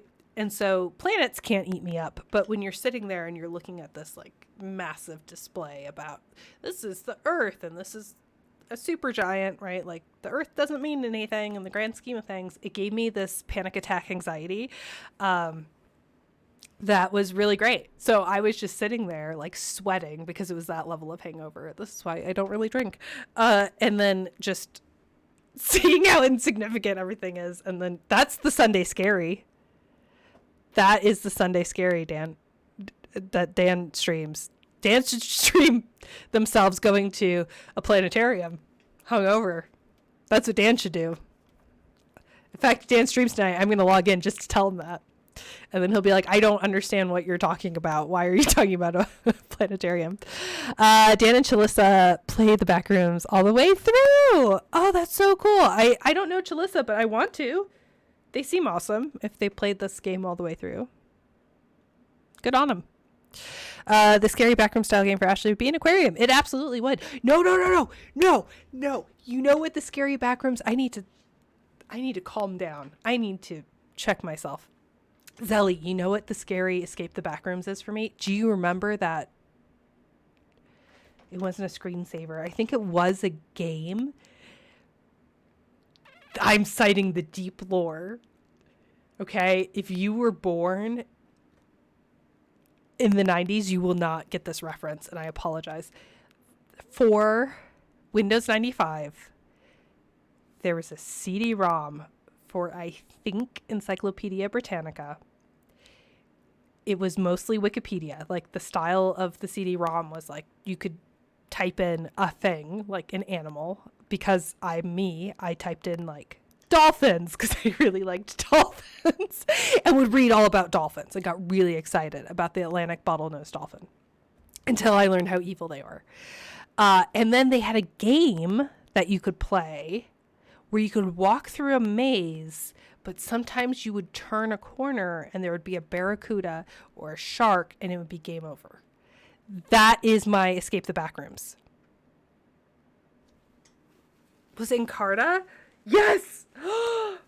I am absolutely astonished, chat, that not one, but 2 people knew what I was talking about. Is there a...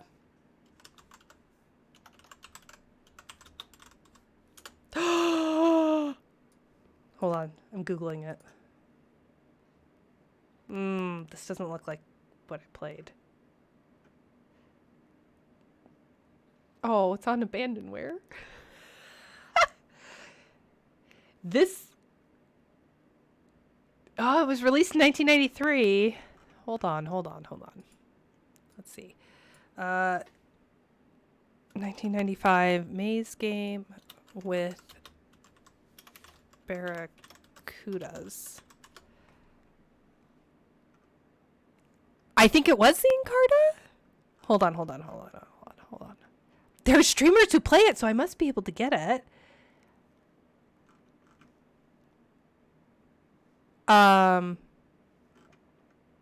Is there like a demo that I can play?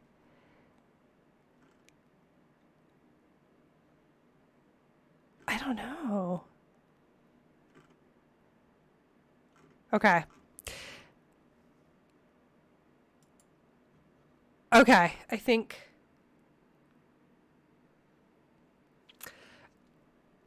I'm going to figure out how to play this game. I don't think this is one I was thinking of. I think I'm going to try and find the maze game that I'm thinking of and play it. That's not weird. That's totally normal. Okay, great. On that very weird note, let's go watch animals that aren't horrible at the Elvius Sanctuary. Sometimes old stuff is on Internet Archive in a playable state. Brant, that's amazing. I'm going to do some work. Anyway, join the Discord. Don't try and do the bot thing for Discord. I don't think it works. Maybe it does. Try exclamation point Discord. If not, it's linked in the About Me. There's like a Discord section. You're all welcome to join the Discord. I will let you know by Thursday before I go live what I'm playing. And I'm hoping it's this. Hey, it works. Good job, Sixalia. I hope it's this Microsoft Encarta 1995 Mind Maze. Maybe that's my whole personality now. I will only play games from 1995. Right? That's fine. Okay. Have a great end of your weekend. Thank you all so much for watching. I super appreciate it. It's so much fun. I love my Sunday mornings. I love talking to you all. I hope you have a totally awesome week. I will see you on Thursday night. Where we will hopefully be playing Microsoft Encarta 95 Mind Base. That's so weird. Okay, bye everyone. Have a good week.